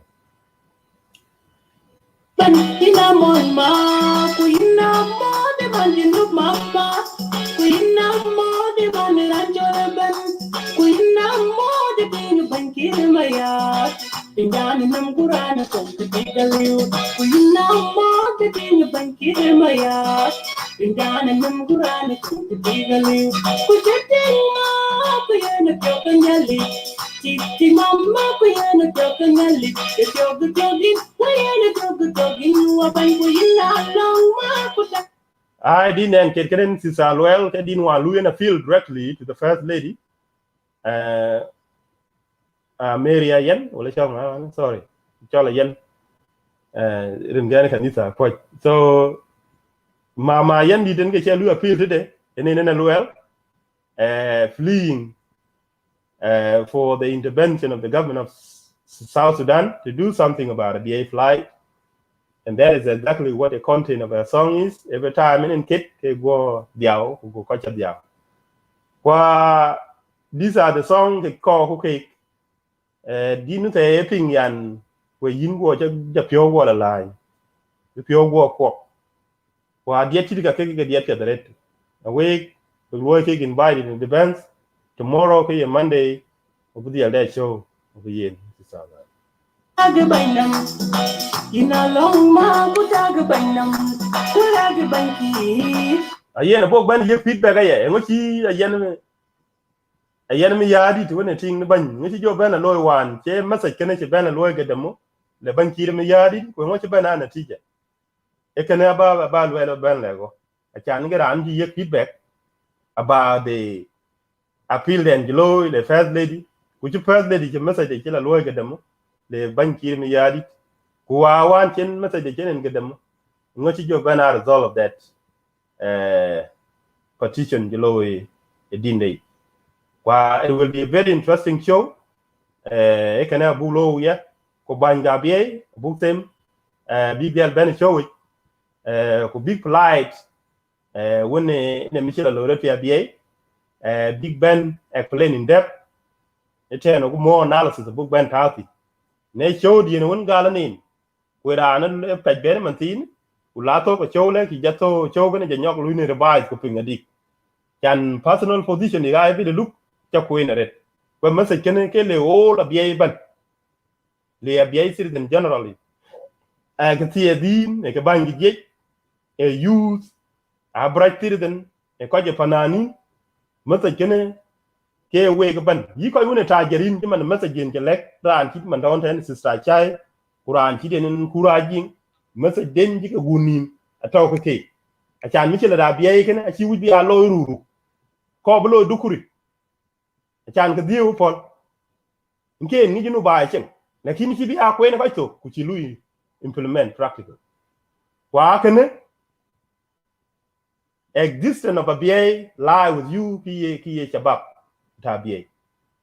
Yete na bi Padang ya beniko, na bi Jieeng yo beniko, uje junu Sudan ya beniko. And I believe the cheating again, overwhelmingly speaking, there no Junubin okay Abyei ever since day one up to now. So we are standing in solidarity with Abyei. Quickly, we have to engage in a very intensive discussion. You should Abyei. I can't go solution there. Go talk. Go yoke. How can it? Yelping you are here. A very quality tango, Mama Pula the banky row. A very young quality tango, you. Did you retain where you are? But you're a weak panda. Get the name about to pack away. Yes, brother Santino, Ben Santino, message Georgia Quay. Makes sense. That's why when Yalo Mayan Panen, Kwanga be a chiglo, then a chiglo, a chiga be a chiglo at a rudiet. Laki Kuduoko, Kie Chabab. Chabam na Abyei, Lunduoko. Just support the innocent civilian, Abyei, because I got a good helping. Because I told go away cake, Kujal Kaja. Kabuglo in the next show, we're quite one die. Here, all the graphic videos, one graphic picture, take a dome about Abyei, crisis, a book displayed, then Kakake eyewitness. Canada call legal lawsuit in Buglo against the Matria, while the government Chumal Sudan. Can war crime committed already. This can actually resolve ethnic cleansing in another law. The strategy of Matria is very clear. Abyei below displaced, will be occupation below a settlement of the Abyei. So the strategy is a systematic planning and clear. The question here is more respond Abyei. What can Abyei do right now to encounter the strategy of Massacre? In case we be bank of okay call out, where can be the alloy strategize, could be the encounter. In case planning that. Mama jura jiwa kujura panda yekini mbaku pako ima pani ya wempe kunaran bidu kumek kutangwa kwa bugani noma ya pani ya wempe kunaran bidu kumek kutangwa bugajam noma ya pani ya wempe kunaran bidu kumek kunadin bikachabele kuyina noma kutagbayam kulad. People like you man talk ten quite one tajerin man talk ten yan kaida chai wi ku jela kura jing abika loy video den when be message den ben ga guni they need to do something. Humanitarian assistance to people of Abyei is not a solution. The number one thing that they need to prioritize is security. Security provision to the local indigenous people of Abyei is what need to prioritize. So Abyei need a legitimate, formal armament begin Abyei legitimately. Because this is a clear threat. The intention of Massacre is ethnic cleansing. Ethnic cleansing in intention then. So I think what happened last week, maybe post Massacre that's why I'm calling out president of Abyei communities here in diaspora and those back home who could actually have access to internet connection so that they can come and explain more in detail. But I will be doing the collection of the these graphic videos on pictures one you get Abyei or book display can backing to present to you the evidence of what Massacre have done. This is the heinous crime, which is actually a crime against humanity, a war crime that need to be prosecuted, and that's why we need to launch a legal lawsuit against the Massacre or the government of Sudan so that they can be answerable to this before the international community. And that is why we also have to attend the same challenge to the prominent son of Abyei in the government of South Sudan, starting with Honorable Jieeng Law, and the same thing to Dr. Francis Medingeding and Dr. Luka Biung, who have actually held a very prominent, influential position in the government of South Sudan, but they failed to deliver. I will also be doing that same show to call them out names and expose them to the general public that they are the one responsible. So if the government, the foreign policy of the government of South Sudan failed to deliver then during their tenure, and then that blame goes to Dr. Francis Medingeding, given the fact that he was appointed as the permanent representative to the United Nations on behalf of the government of South Sudan. Why didn't he deliver on behalf of Abyei? Why was the Abyei protocol being violated? Dr. Francis Medingeding, KNA representative to the United Nations on behalf of government of South Sudan. And by the time Honorable Jieeng Law, NKA foreign minister, Tajinu Sudan, why didn't he deliver? Why didn't he influence the international community about the Abyei protocol being violated? The same thing applies to Dr. Luka Biung when he was the presidential cabinet affairs secretary in the office of the president. He was the chief strategist about what the president can do. So this prominent son of Abyei would have actually influenced the foreign policy of South Sudan. Not to mention the fact that Dr. Francis Medingeding is an international lawyer who have worked with the United Nations for a very long time in Washington. I mean, in New York.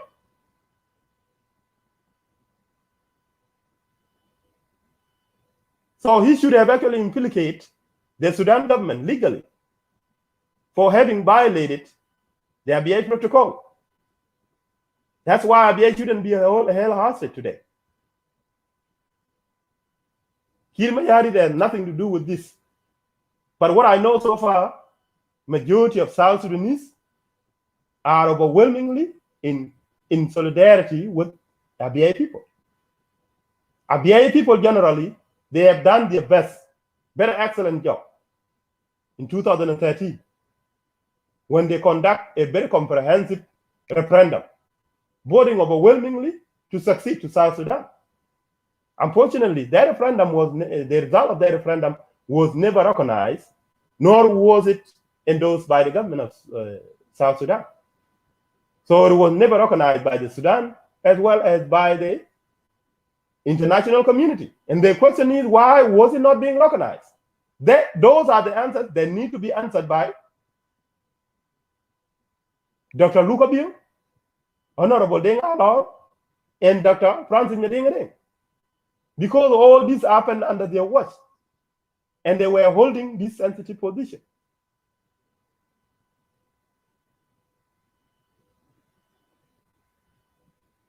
Dr. Francis Nyadeng, given his expertise and experience in the international law and international state, I think it is very easy for him, as the son of Abyei, to would have actually defined the problem of Abyei and the Abyei protocol and how they were violated intentionally by the government of Sudan.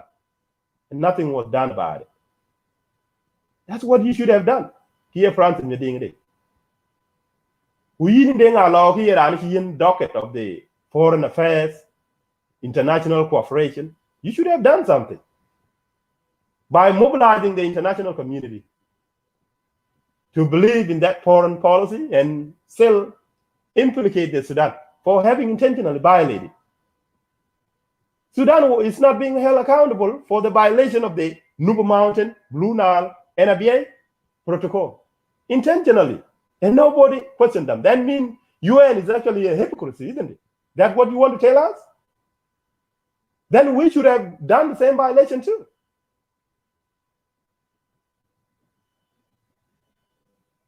If we need this to be solved through military means, then let us know that. Let us know that.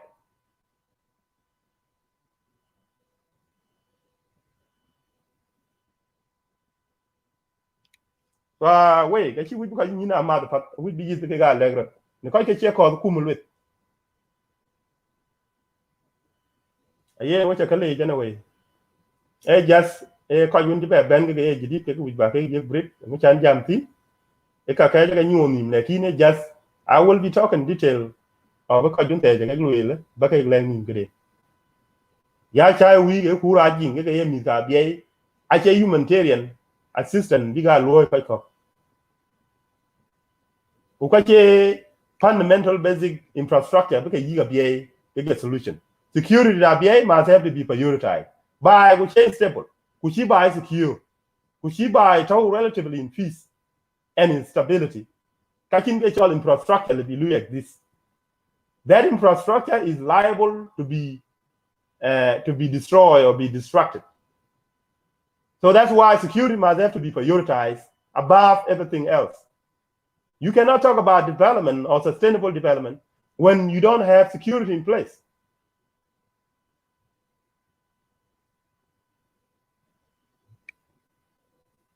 So wait, what Liam K up and Jieeng, because Jieeng you are getting blamed for color Abyei. Who Jieeng that in a clan and ki go yok in the Namgi do an eye, because you lose terrorize the jungle. I think get a no Ukuma. So you resort to self-defense because Ukuma doesn't want to intervene. That's why the people are complaining out there. Oh, it is Ukuma on Chingo. A Ukuma on Chingo that okay what up there themselves when they can't go real. They are getting terrorized that they can go terrorized by the Bunu. And Kirimiyar is not doing anything. Actually, Ukuma talk. The same thing to do. Legacy Kaya Nagro. Kaya Naka is the got the Northern Bargadal, when I will, they are getting victimized, but then they are the one defending themselves. Actually, Ukuma look at defense. The same thing in Apana, look at Okyo, Germany, a intro the Padang and Nak, a weather pin, Padang and Nak, weather okay, and you talk. Get the same thing in a lot of enwe topic jongle en Jieeng topic jongle anak murle ina lo ikene. And then the same thing is being done to murle. Kuna shi hukuma wuce jalu intervene. Then ngabe jalo ite. In ka gen ting man ngek ye ga nun ja ta o ye chin ku je lo bro gele to. Okay, chol self defense ne kalen justify. Kalen natural law. You don't need a rocket scientist to tell you you need to do this and that. Exactly what I'm saying here. Ke yin ka bamna biye ka musuliedu. Na de ra na moto nu no. We pa ndu nyopen. Ke yin. Ngwe lo ki mo ma mo nyin chi pa na yodi. Ke yin e konu go bi go tongu. Ku ka na niol tu. Ku bra an tawi ko chien. E jerandu en ben ja ben ko. Ruwen get terrorized command. By the same three and we know a low. But because the new chabam ruling keroti the chete. Actually hukuma tide. The same thing in a lot of between mayadi. When a lot of will. Okay, border frontier communities get lang. We have the common enemy. So now they can lose the Abyei, they'll call Abyei. Intervention of the SSPDF, a hero go call Mantina, SPDF and me security for provided to. Because Abyei consider a neutral ground. I can get you with it, what in get you Sudan with it. So, Coco, Rodako, Abyei, and Lura Salau. Era me Abyei, a teacher, and Abyei, or the down. A cup of tea, and material, and me that. Manaka want to get a mobile and get your counter insurgency. Now, the Chuma Sudan, and then material, and you're the thing. Ki yin you Sudan, a call me, you know, Abyei, me or the thing. Now, Sudan army for the Mulu in bed, Lemia. It's South Sudan, people depend for will in bed. Kuramta, what's all be? Ranaba Jaman Yaka, you Gumjar international community, Jama, a Kade, a big Louis, Kade, units for post. Units for air. Units for don't even want to share the intelligence because they sophisticated devices you can deploy. I read as a bell and then Nicola Louis. They should be sharing intelligence with the local authority. And what I mean by local authority, the Chinman a county commissioner, a Gapayam administrators, while a yen ship administrator. A can live in will yen around can allow you can ye lower spot. Catch and call a bed now. Yajamana, the UN gonna are they different intention. That's not what you thought. Well again, got the protection of civilian law. Why yen because which a colleague topic a very crucial rate. We can call a jam it.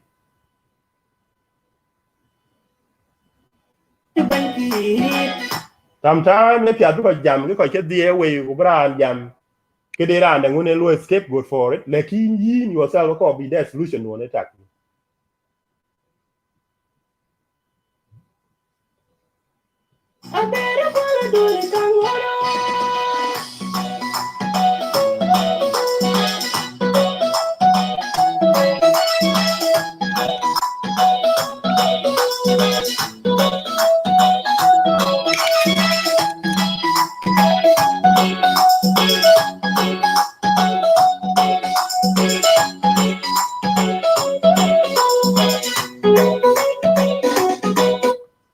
After the red eye, by Santino Majuru.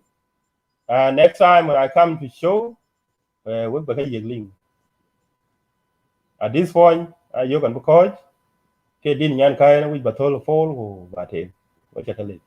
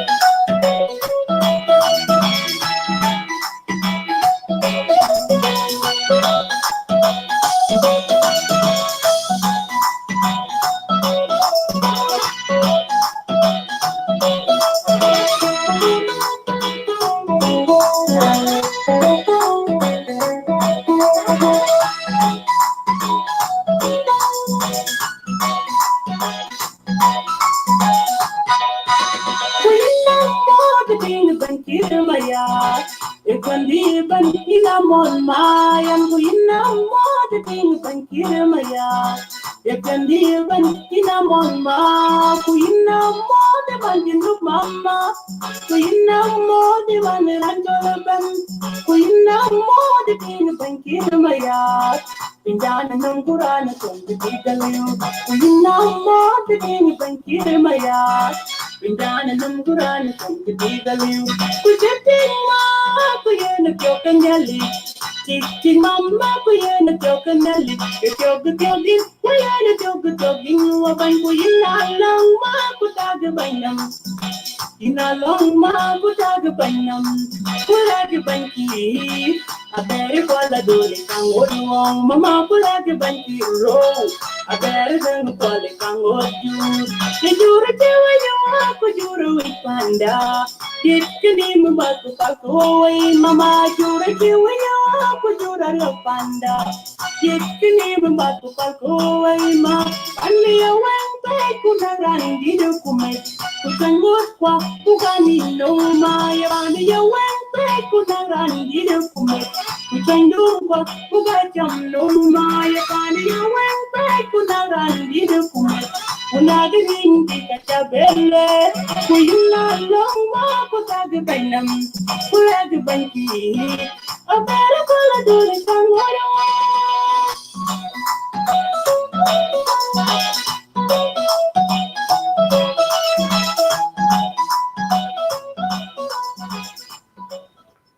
Hey, assalamu alaikum. I'm your coach. Thank you very much for tuning in and sharing the video and watching it. Channel late. We were quite willing to catch Ben Acker. Jack video la goal war again from the beginning. Work with detail of Kachoka Jamtin, back at your wrapping, which I can later. Have a good weekend. Good Monday. Did one pin cocker. No chocolate. Nearly to it.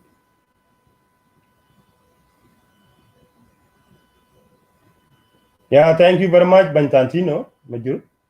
Jale Jared. You know, I'm very proud of it. Nick Lou Jieeng a pack of anywhere. You know, coach, you know, great nationalist. So in Jared. Next time, the Ben show it in Bachol the Valley. I will send you the link directly. We are part of the conversation. Abyei would be the push out once and for all. I can't be jammed Abyei because insecurity of the Abyei might be tackled. When a call book in broader discussion, book and engage through this social media advocacy. So, book big, let us all talk together, find a solution. The solution is right in our face. And it is in front of us. How book and tackle. So the question is, which area low you can and we book ban iron out. Ye no ka Abyei, ka Musulin, which you can go invited. Background jazz, jamna abdi the fight. Ye no chocolate, pan ko jete, chocolate.